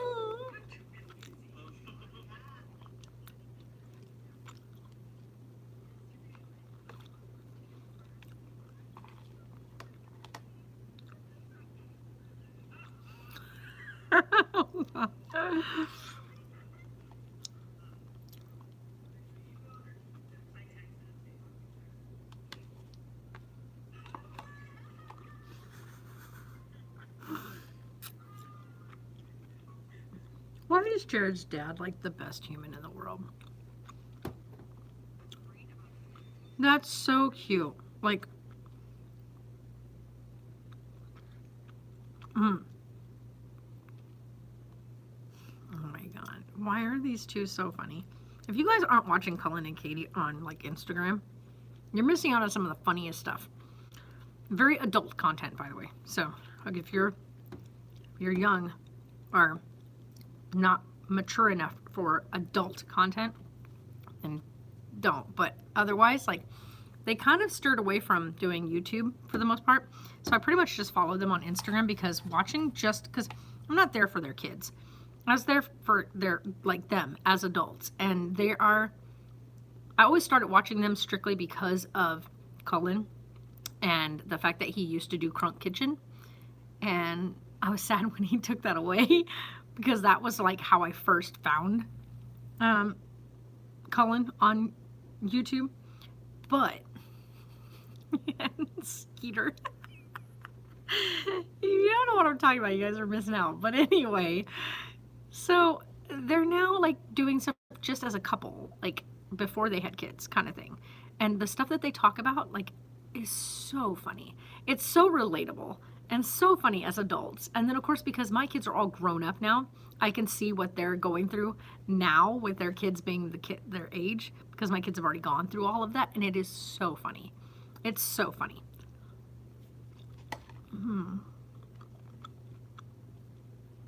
Oh my god, Colleen is like the best.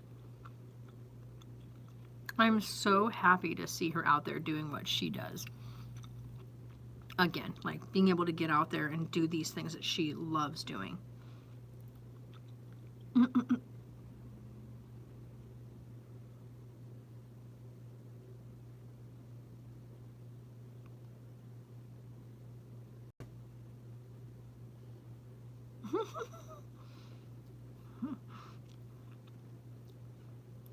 Oh my god, watching these people do this is so funny. That baby gonna pull its hands right out of that thing. Nice try though.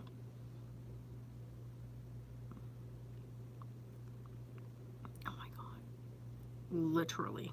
You cannot. They did it with a Kinder egg.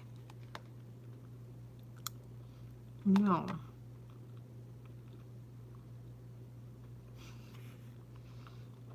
That's cute. Yeah. Oh my god. If Rose and Jack were Gen Zers. Oh my god.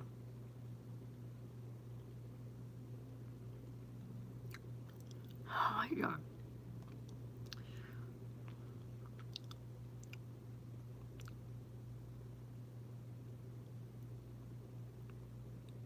Why are Allie and Charles so funny?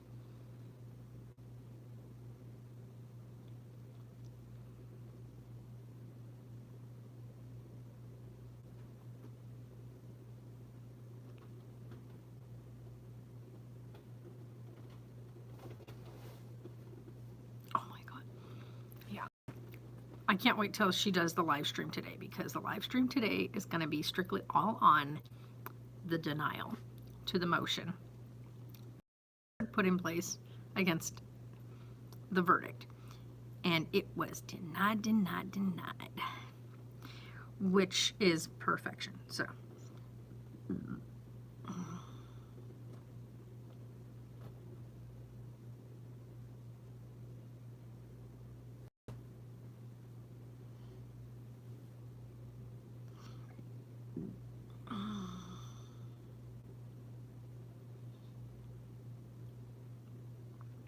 Who's the second?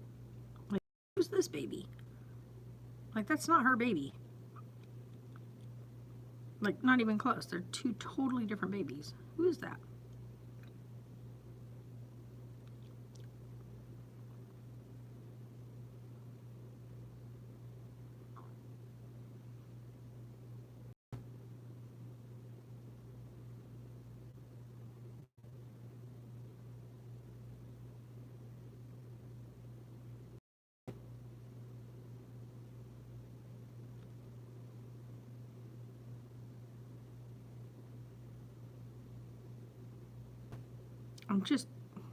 I'm so... Who is that? I know who the other video is, but like, who is that?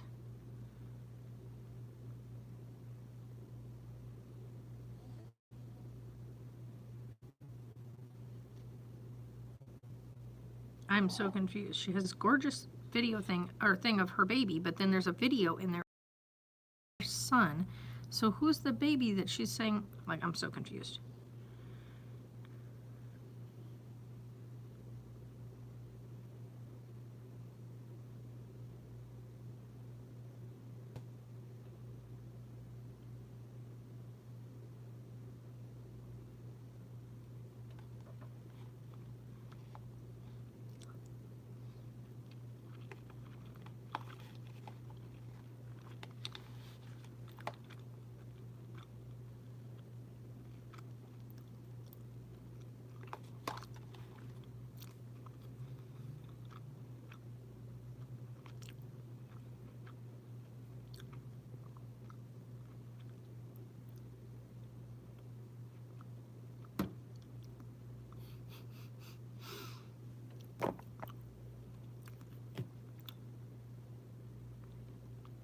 I'm so excited for Peter and Mary Fry.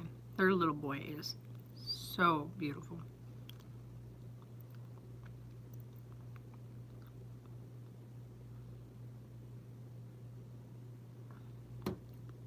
Two twisted layers, no heat curls. Nope, doesn't work. I've tried this before. Doesn't work.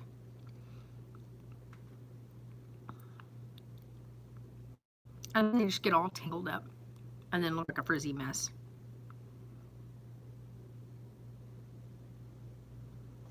See, and the minute you take a comb through it, it doesn't look anything like. Nope. Nope.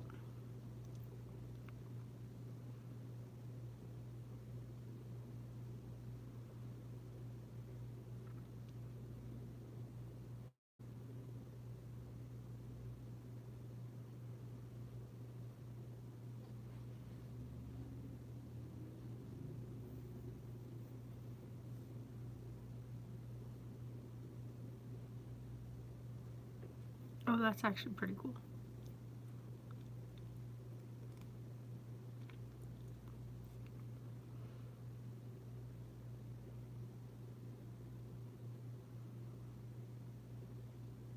Never realized that. I keep hearing a vehicle, but I don't see one. Something must be next door. There's like nothing good on here.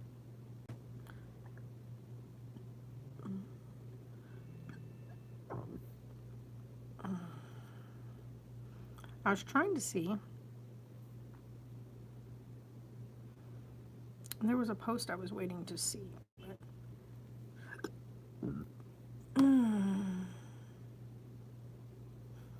Aha, there it is.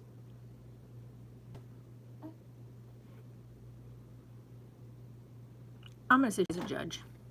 Absolutely.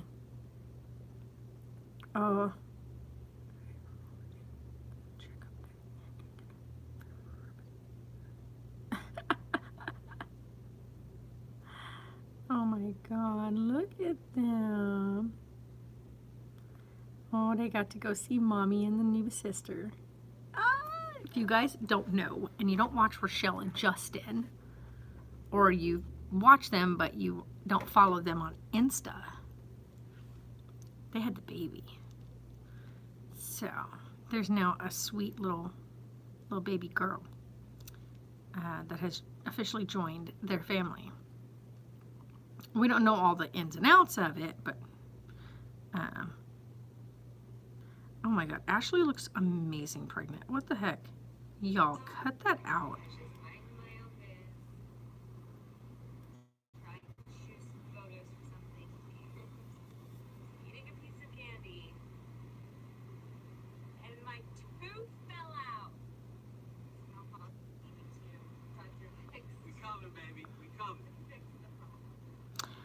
Oh, that sucks. she lost a tooth. Like when you're pregnant, like everything loosens up, so you have to be really careful. Let me see. Oh, beauty. Oh my God, Dr. Vic, here we come. Poor thing. That's gotta be like stressful because like that happens when you're older and pregnant. Like that's one of the risks because like hormones really loosen everything up. So you have to be really, really careful with your teeth when you're pregnant. If you didn't know that, that is a known fact. You must be careful with your teeth when you're pregnant because you can lose teeth, you can break teeth, like all kinds of things can happen with your.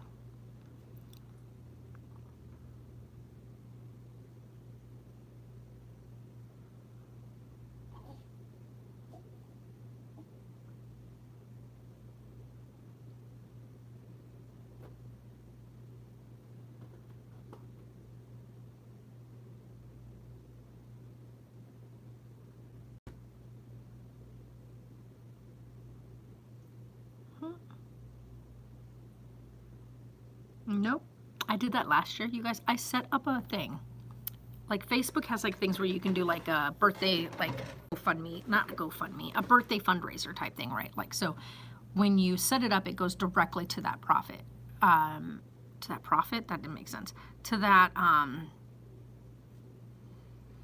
organization, that's the word.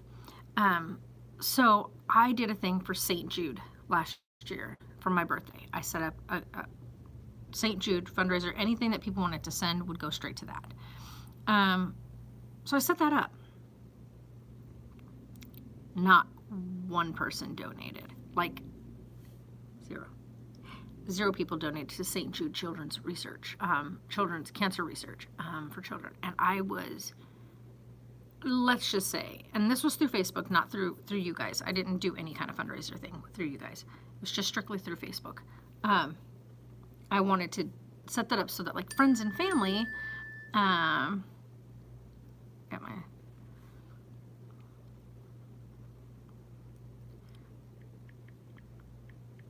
good to hear, good to hear.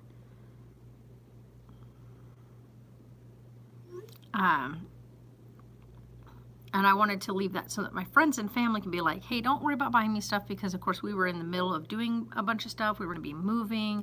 We were like going through the whole thing with Sarah, trying to hope that she was going to get pregnant, all that kind of stuff. And like, I was like, because I know a lot of times they'll be like, hey, did you want something for your birthday? Like, what kind of thing would you like? Or, you know, what kind of things are you interested in? Yada, yada, yada. But when I said, hey guys, don't worry about my birthday this year. Like, if you really do want to do something really like meaningful for my birthday, send it to the St. Jude Children's thing. So I set that up through Facebook and 0 people donated. So it just lets me know, like, just stay away from shit like that. Just stay away from people, like, for me anyway. Don't set up donation things. Don't set up fundraisers. Don't.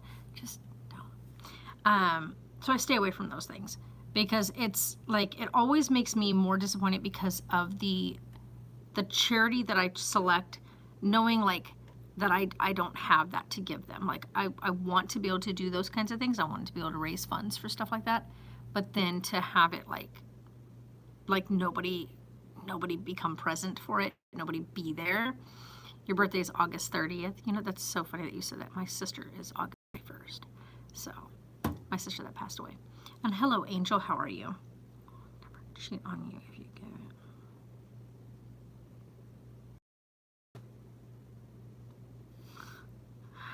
Okay.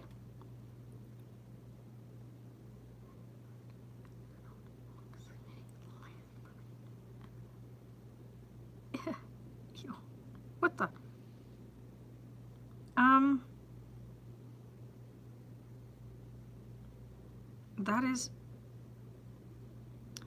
This is hilarious. Why would you? Why would you do that? That's what I was gonna ask. It's hiding. But I decided not to say anything, and then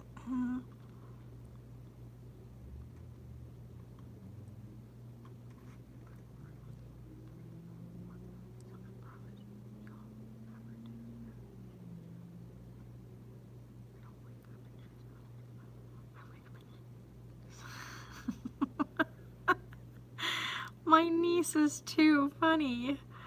Oh my god. Oh my god, she's too much. That's hilarious.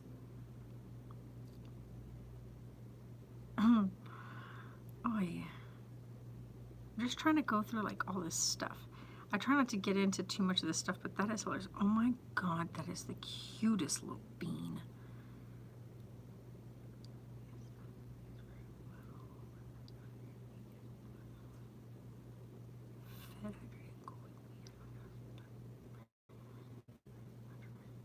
Where did, oh, did they find him? How did he get loose? Who got loose?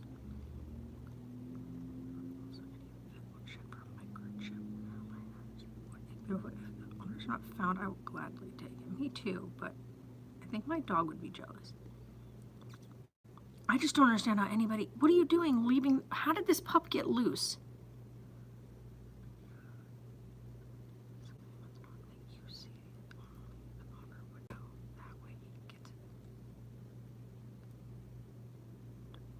Yeah, Catahoula mix. He's beautiful.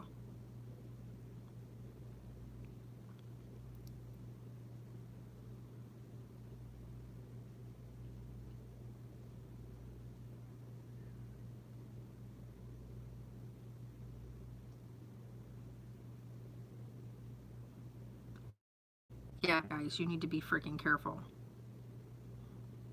That dog is so cute. Mm-hmm. He's so cute, you guys. What is wrong with people? He is so friggin' cute. Oh my god, him just a baby. People not paying attention. And this beautiful pup got loose. He's a baby though. Like he's a baby. You guys. Oh my god. Yes. Look at, oh my god, you guys have to see his little face. Look at that face.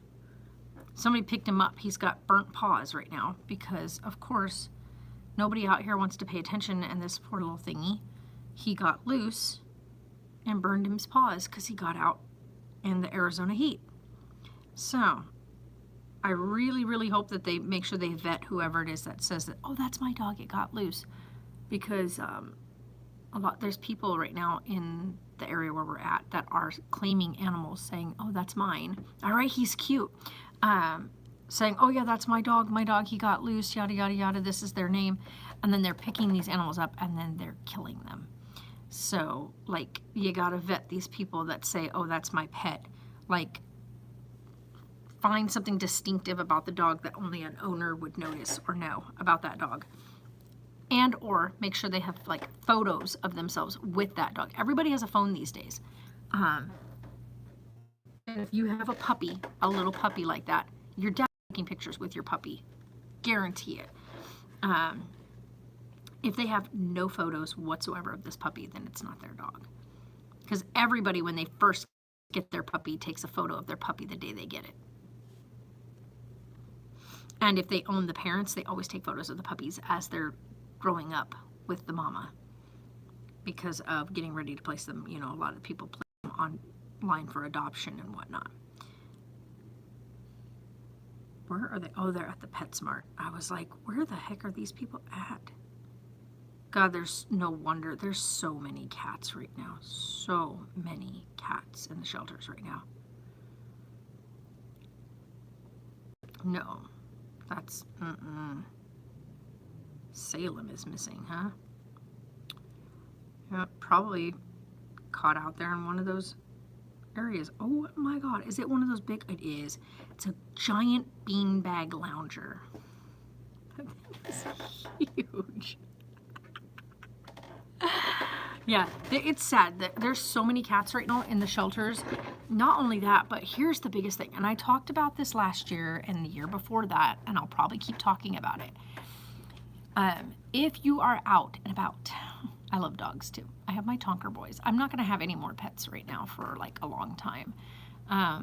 It's a lot right now, even for Tonks. Like, he's old and he's taking like a lot of care right now. So we got amazing people over at the RV park that watch him during the day. He can't be in here. He keeps falling down. His old hips just aren't like they used to be. So when I'm at work, he's over there. right there at the RV park, so he's still got the whole RV yard and stuff to run around in, but he has nice, good air conditioning to chill out in and stuff. But he's my buddy. You know what I mean? Like he's my best friend. Freaked out, by the way, for 4th of July. That poor dog flipped out during 4th of July. But yeah, people were setting off fireworks on the 9th and the 10th, by the way, at 2 a.m. both nights, 2 in the morning. What the fork were they doing? I don't know. But that's 5 days after the 4th of July has already passed, and these people were setting off these fireworks, like the novelties, not little street works, you know, like novelties. If you know what I'm talking about. They're the big suckers that the big air shows put on, like the big fire displays put on. These are the ones that they shoot up in the freaking sky and kaboom over, like in mass. Like they're like, when they light up the sky, they were setting those off right across the river. Oh, I'm sorry. Yeah. Oh, that sucks. Angel, I'm really sorry. I think it was in the 600 block of Ram report. People.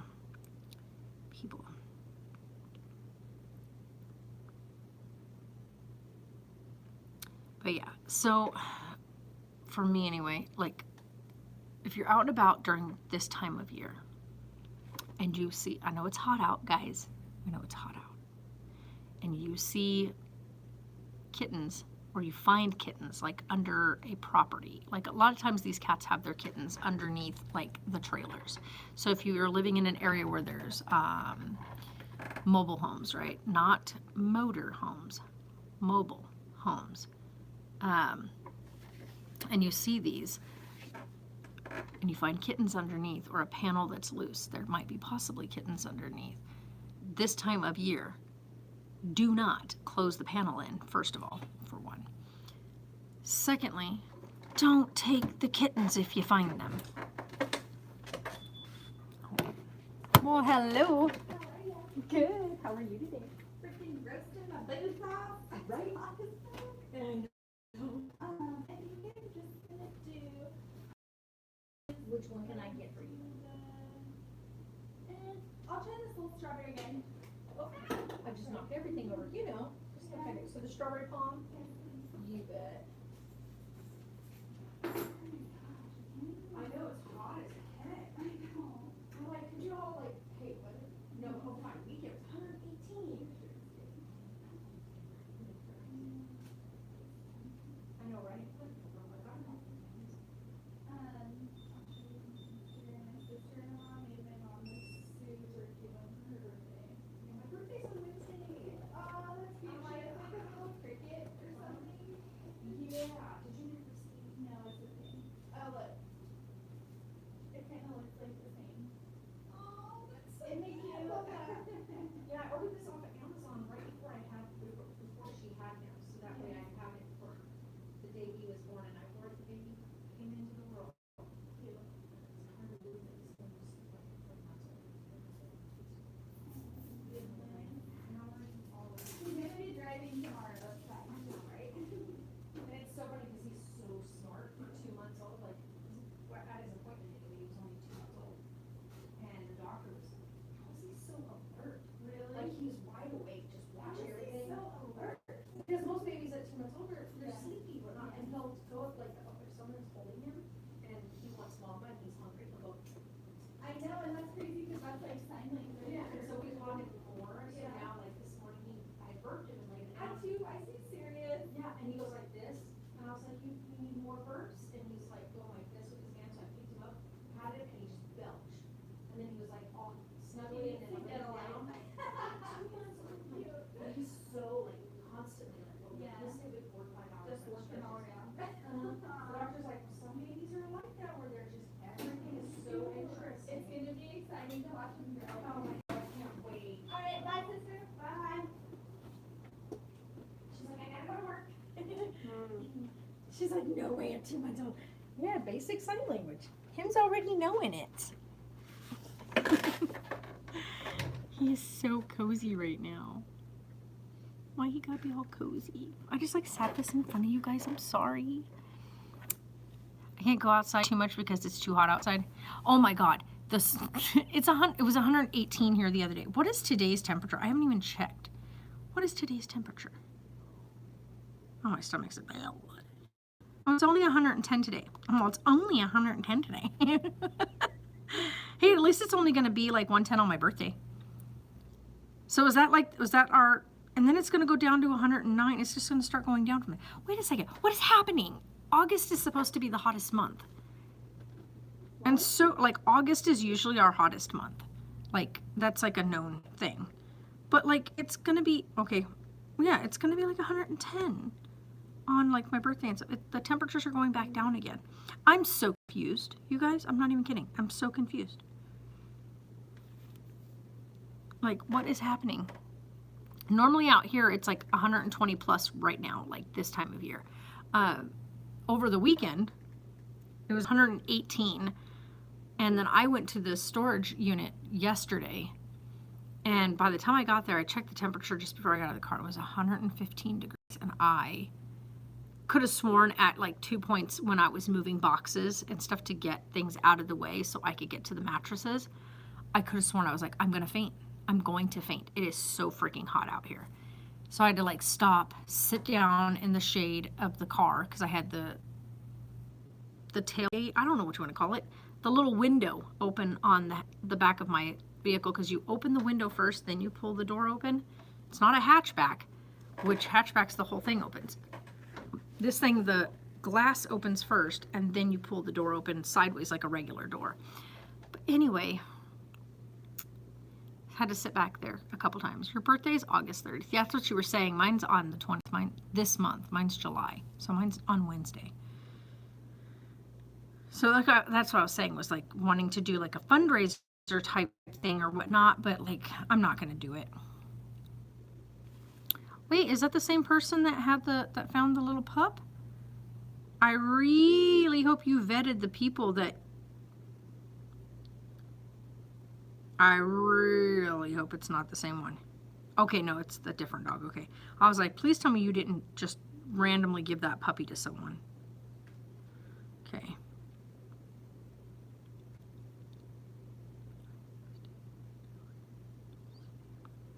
I'm wondering about that. Oh, well, thank you, Angel.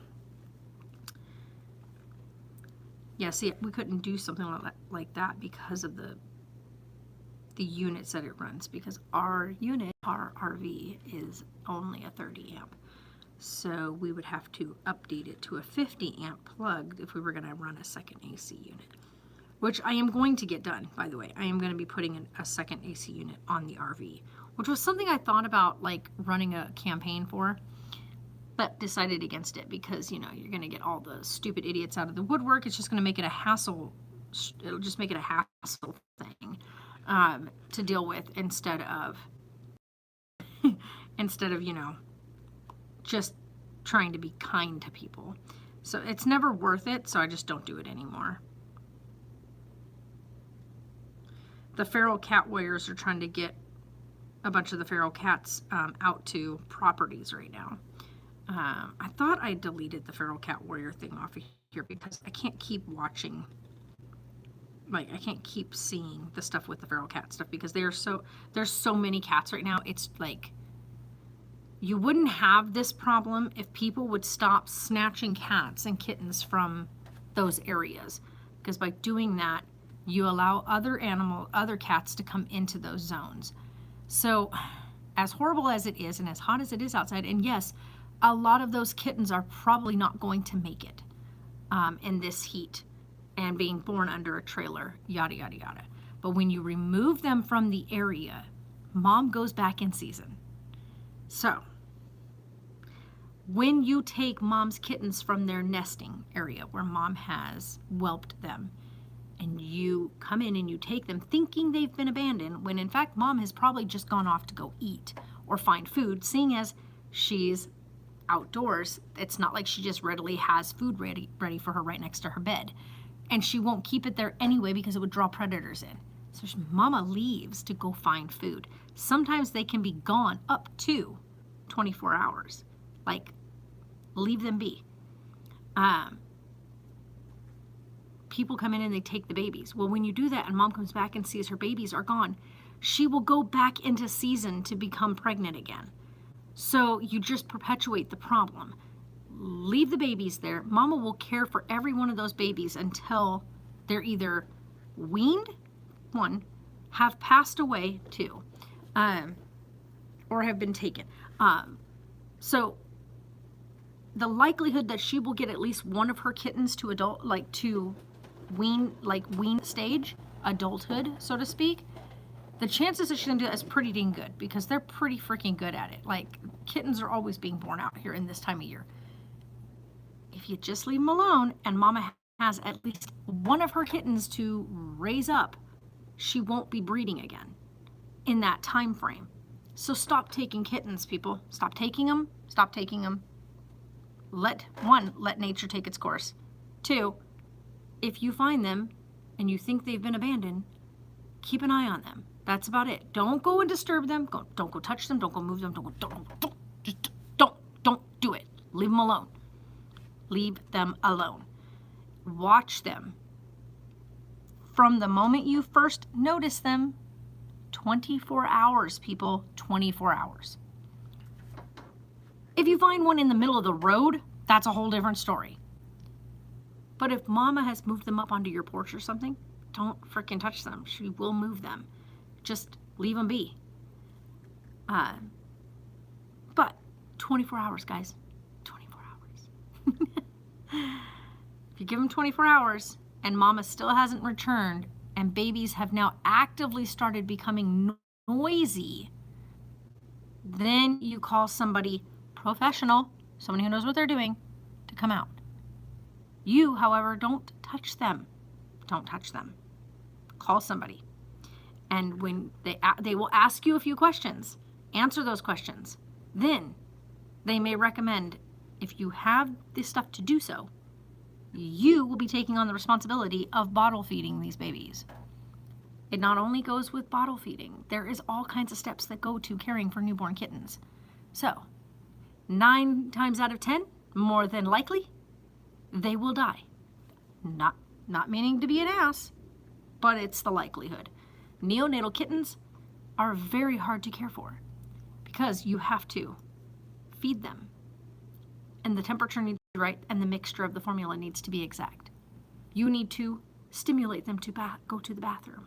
You need to keep the temperature at which they are being kept in for sleeping at an exact temperature, right? Because now you have removed them from the comfort of their litter mates and their mother. Then you also need to make sure that they're going to the bathroom.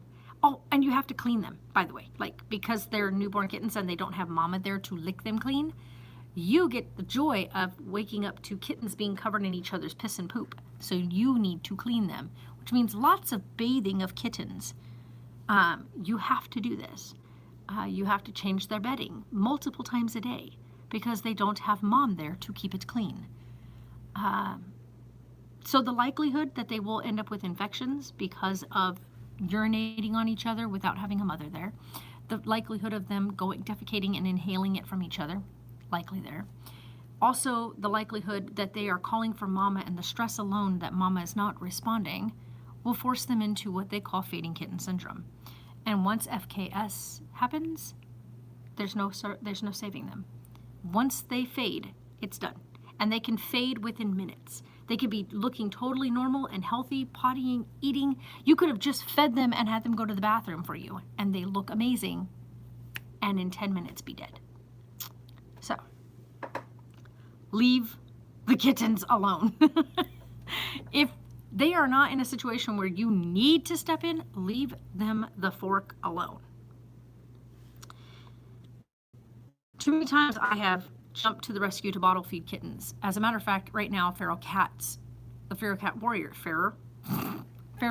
warriors right now have a litter of 7 kittens that need bottle feeding because they cannot find a nursing mother right now.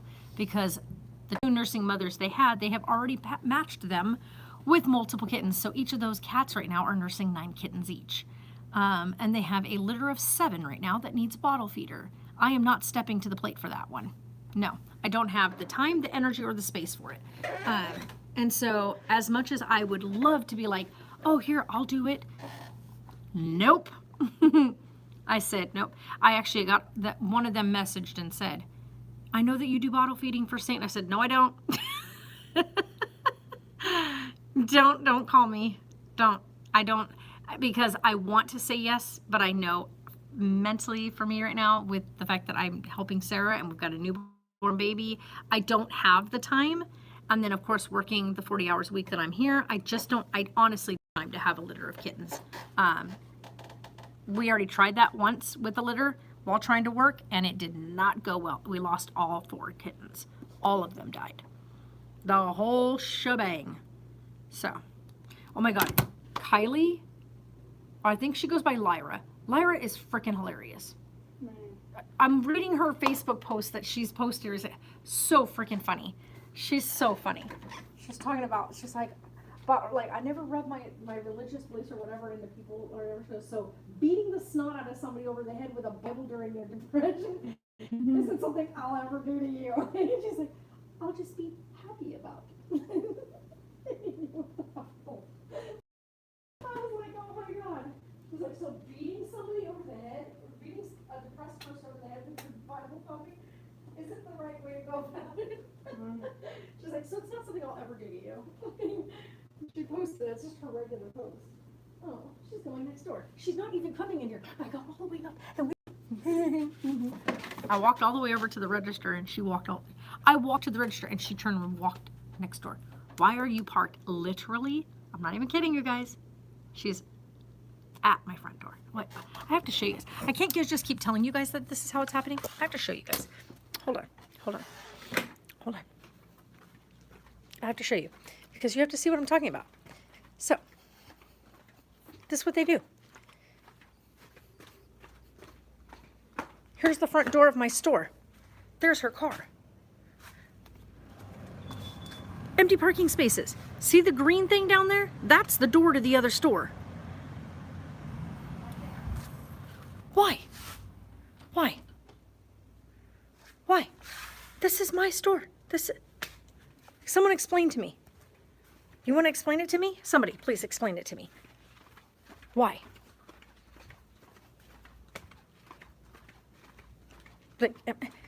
What? Why? Does that make sense to you? Does it make sense to you? Somebody please explain to me, does that make sense to you? Why are you parked in front of my store's door? Right? But you went all the way down there. I don't understand.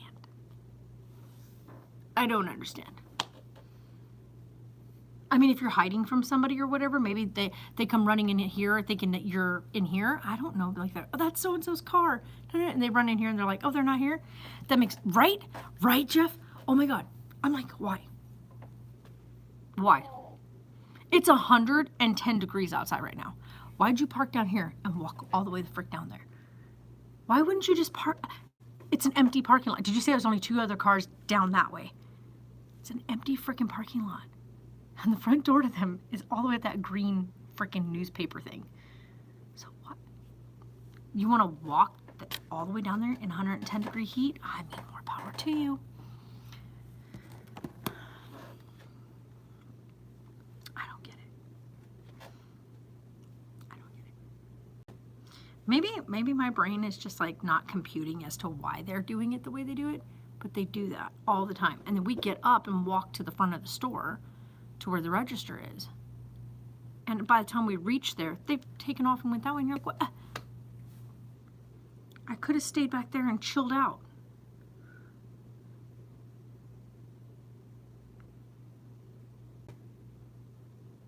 I don't understand. I'm glad I'm not the only one that's like, the fork?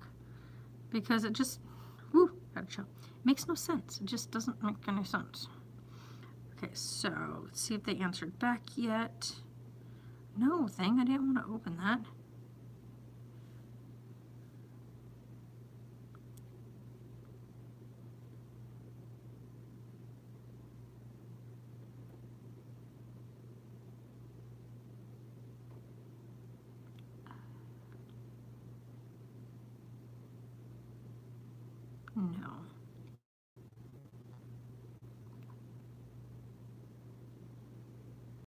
Oh, Pancho de Villa.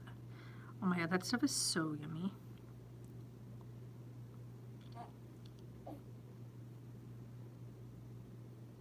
Yeah, that was for my gas. Okay.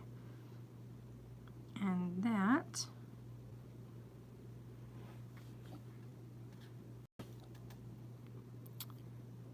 Oh, when I was talking to them earlier, I want to get some of these noodles again. Get some salad shrimp, some pimentos, some sliced cherry tomatoes. Toss those together with some olive oil, some salt and stuff, and freaking Sarah's all.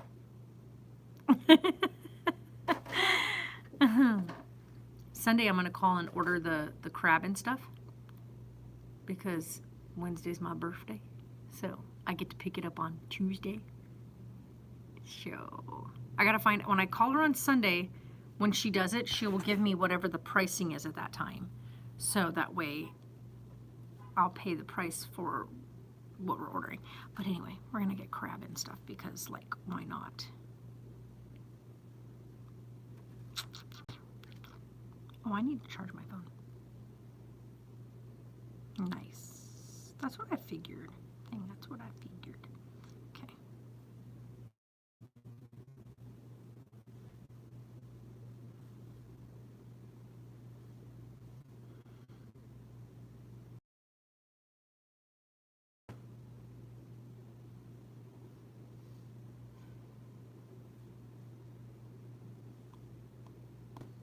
Coolios. All done. Anyway, I'm gonna cut this thing. Turn this off because thing go close. Yeah, because there's not anything else to talk about. I'm chilling out, doing absolutely nothing else. Waiting for Emily D. Baker to go live here in just a moment. We're gonna go in. I like hanging out in her live because then we can all discuss like this whole stupid shenanigans. You guys, if you're not watching, she's gonna start it at 5 o'clock, like, so in 30 minutes. I'm just gonna say that if you're, by the time you're watching, if you're watching with me right this minute, in 30 minutes, Emily D. Baker, the Emily D. Baker on YouTube, is getting ready to go live. We're gonna discuss in the live stream the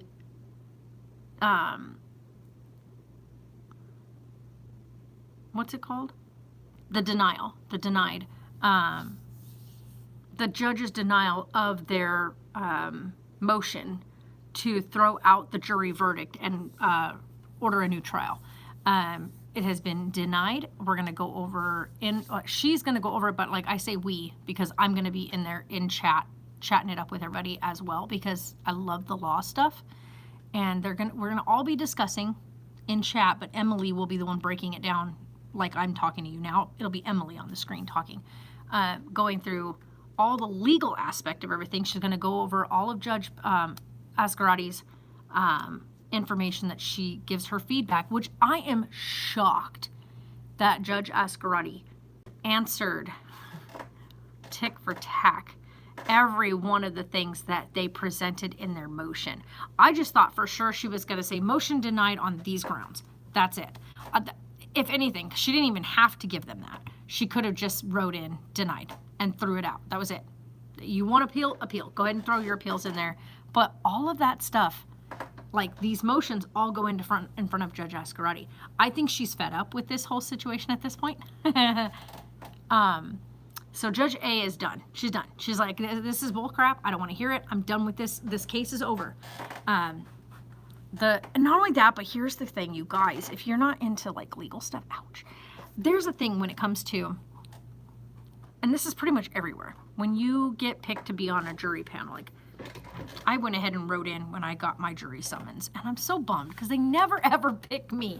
I'm like, man, but it's good that they didn't, because I do have Sarah and the little one to help take care of. And so being on a jury probably isn't the best situation for us right now. It would put us pretty much, it would make us homeless. Because I am the income, the sole breadwinner in the family. Sarah takes care of little bitty and whatnot. But anywho, if I was sitting on a jury panel and let's say it was like the AHJD trial, that was 6 freaking weeks. These people went on trial, were in a jury, sitting on a jury for 6 weeks. That's $15 a day, you guys. $15 a day for 6 freaking weeks. No, that's $15 a day for 35 frigging days that these people sat on a freaking panel listening to this case. I mean, it wasn't even 35 days, to be honest, because of the fact that, because you have to take out the weekends. They don't do court on the weekends. And then there was a couple of times where court was not held on a Friday.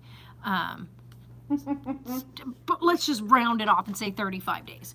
She's like, well, all my together. husband inside of the bed because apparently you can't hear the baby crying from her. Well, hello there. Hello. How are you? I'm good, and you? All right, what are we looking to today? Oh, A small pipe. All of our pipes are going to be on that side over there. Are you looking for glass, wood, stone, metal? something cheaper. So the cheapest we're gonna have is going to probably be like our little stone pipes, which are these little bitty guys right here in this little corner, not the big purple ones, but these little tiny stone ones. Those guys are $8.95. The black one? Yep, black one's $8.95. This is a stone? Yep, made out of stone. You like that one? All right.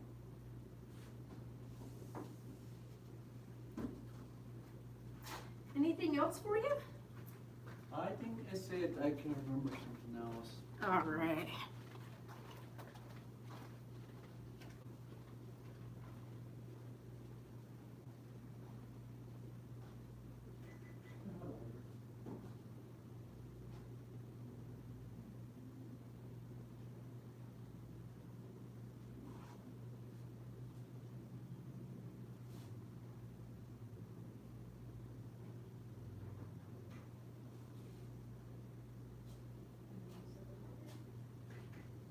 Paper.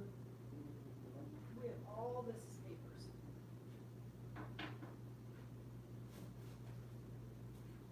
So you've got your push papers here, which are your long ones, king size. You've got, of course, the original Thompson Bugler. You got Elements, so your 1 1/4s, and then I'll do the king size here. You've got your Randy's papers, and you've got all your raw papers and all your zigzag papers. Which one? These or these? Yeah. The tops? Alright.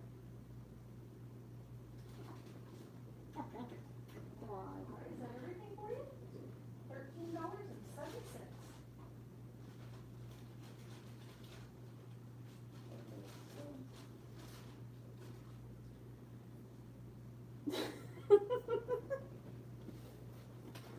It's so big.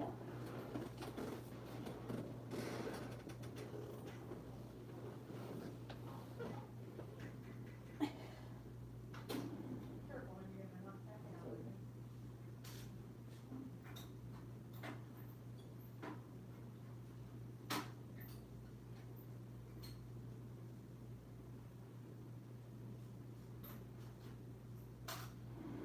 $37.03.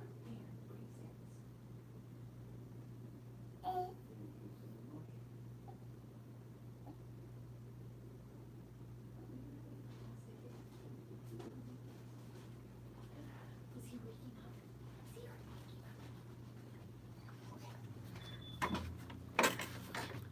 But anywho, yeah. One time I was having a panic attack and he covered my mouth and nose until I smacked him super hard and was super confused to why suffocating me was the answer. Long story short, his answer was, that's what we do to calm down the cows when they're freaking out. The worst part is it worked. She's like, I promise you he wasn't gonna kill me, but apparently making my brain panic about something else was the answer. She's like, the fact that it worked.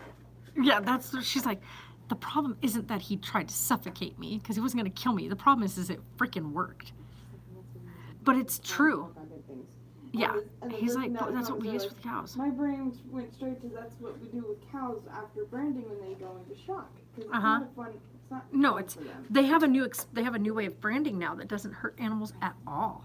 I love that. They have a whole new way of branding now that does not injure the animal at all. The animal half the time doesn't even know it's being done. Like they have no response to it. Like they're just like they have no clue they've been branded. There's a new, like, go watch some of the newer videos. They're really neat, and I'm so glad that somebody came out with a way to be able to brand a cow and livestock that doesn't force them to have a bleeding, like, burnt wound on them. Uh-oh. Hold on, guys. Let's see how long it takes. I don't know if he's going to go back to sleep or not. Hold on.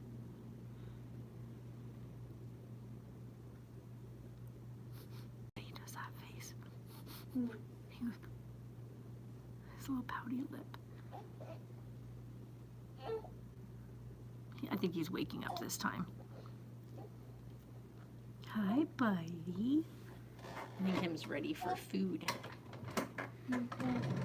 Huh? Yeah, so I'm like, You want some of your noodles? You feed him and I'll get you noodles ready. nudes. Would you like some nudes, Sarah? Ooh, my mom's playing nudes. Hi, baby. What's going? Hi. Is it, a boob? I know, he's over here trying to suck on my arm. I'm like, that's not it. Sorry, dude. Boob. Wrong one. Okay, hold on. Grandma, get you out and wrap. Oh, love. Oh, love. Oh, honey. Honey. Oh. What a little cry. Oh, mommy, look at that face. Oh, honey. Somebody to eat. You ready? Oh, baby. You want that side or this side? Oh, I thought you finished off that side last time. It's okay. Either way, whatever boob feels the fullest. He's like, excuse me, somebody put me to the boob, please. Hold on, guys. I'm gonna go grab Sarah food. Hold on. Oh, little man. Oh. Oh my God. Breaking my heart.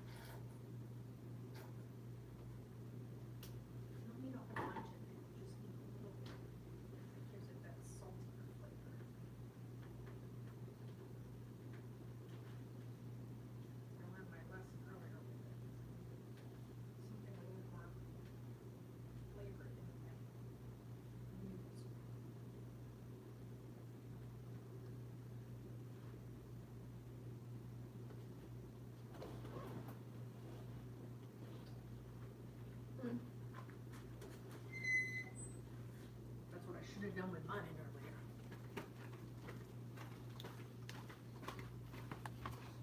Add the rest of this, so you can eat all the rest of that.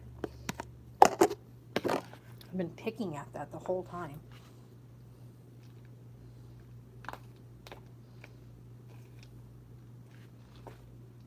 Here, I will feed you. You ready to eat some nudes? What's the matter? Just tired. You should have slept it when you had the chance. That's the news. You gotta get past the shock for a second, huh? It's supposed to be, not just to eat this cooked. That's why you're supposed to put it in the fridge before you eat it. It's a salad. I ate it at first. It was. I know. I didn't eat it. I ate it cold. I didn't eat it hot. No, when we. When I cooked made it, on yeah, I Friday. gave it to you, but I didn't end up eating mine. Remember, I served mine and then just let it sit until it got cold. This was the first time adding it. There was none in it, and it had no flavor. That's why I was sitting I there going, liked it without the mustard. Hmm? I liked it without the mustard. when it was warm, not when it was cold. Once it was cold, it was literally dry. It was like eating paste. He said, "Give me that finger. Don't you take that away." Mm-hmm.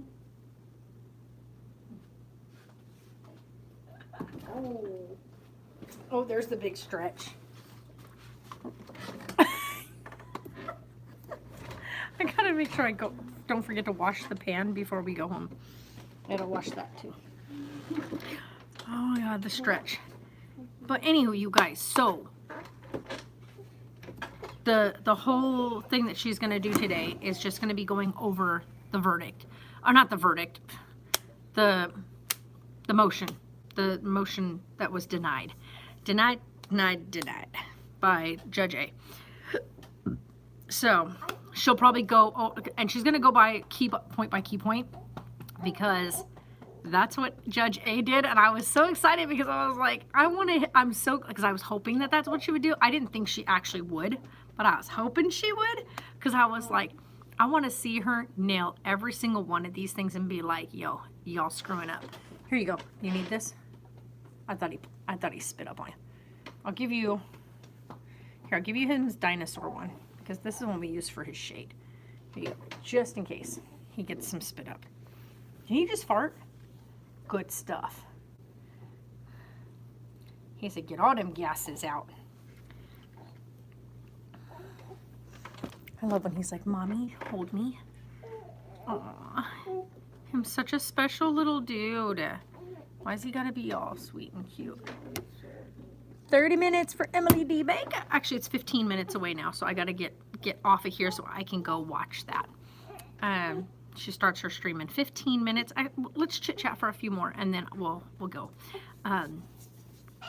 Because, yeah, I really, really, really enjoy hanging out there. Kind of like the community that I'm really, like, drawn to because of all the law stuff. She calls us the law nerds. She actually had a members only stream this morning.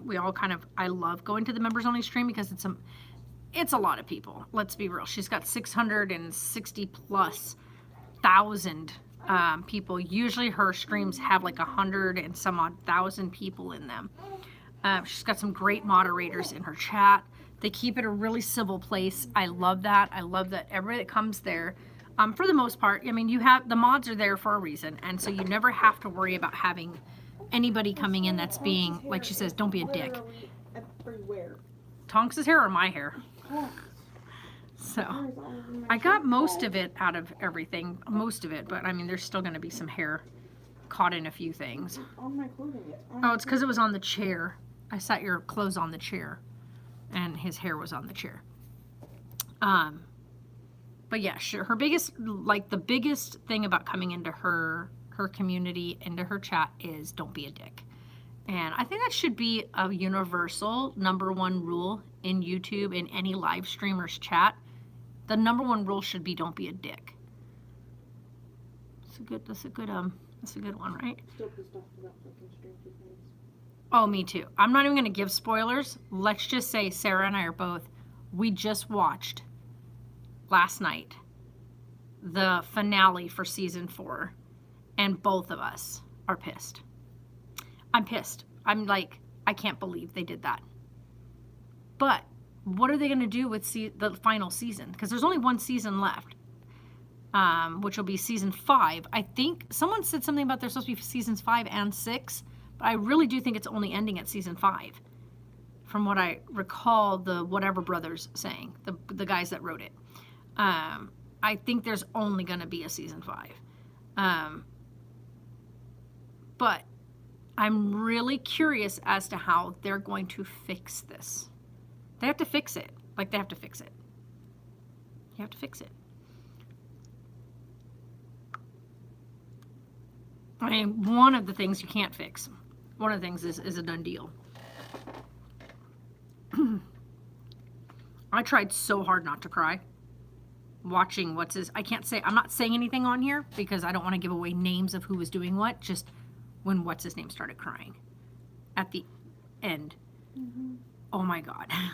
Like, yo.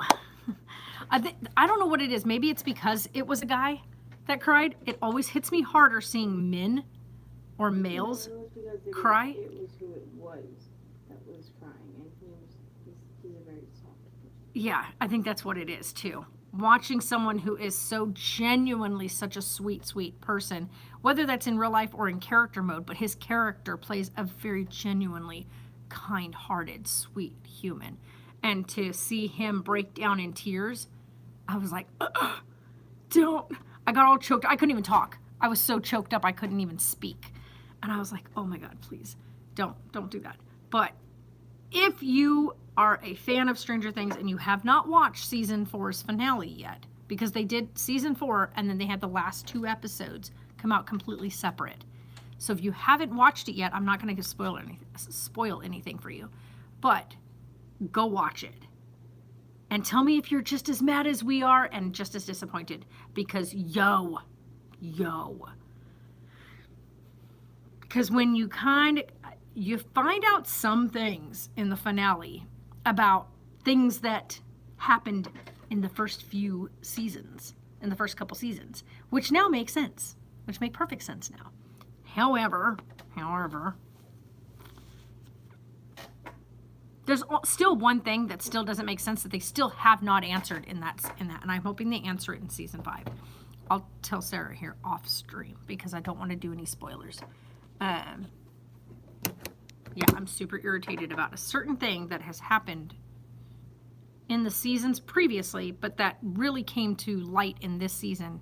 And I was like, yo, wait, how? Like, explain. And they never explain it. So, I want answers to that situation. So,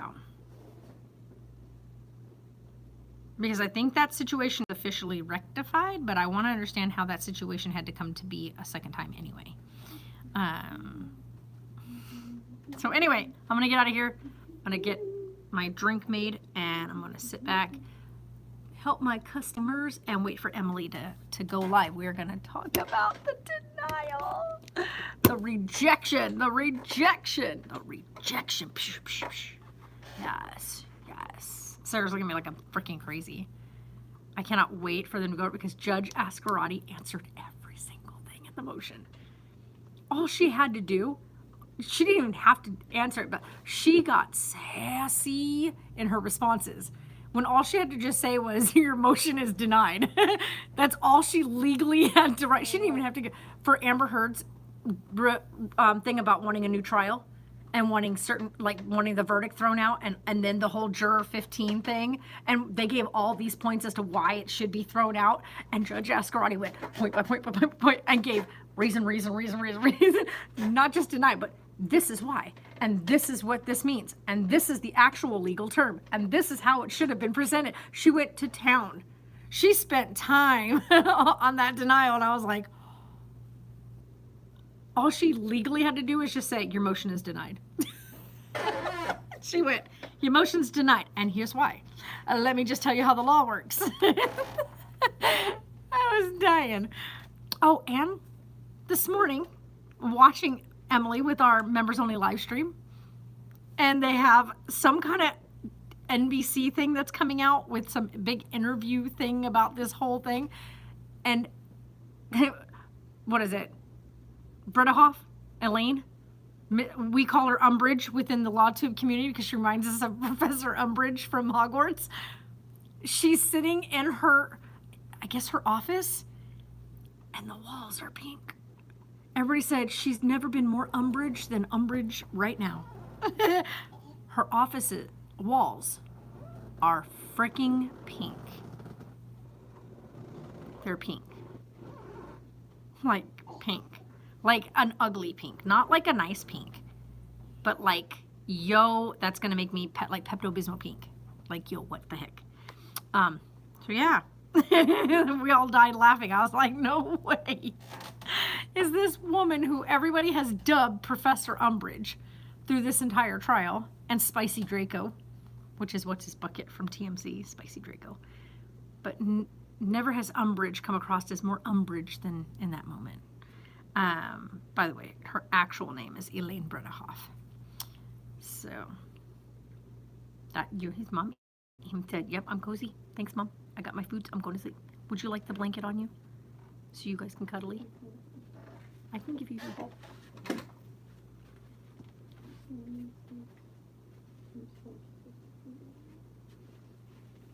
I hear him farting as he...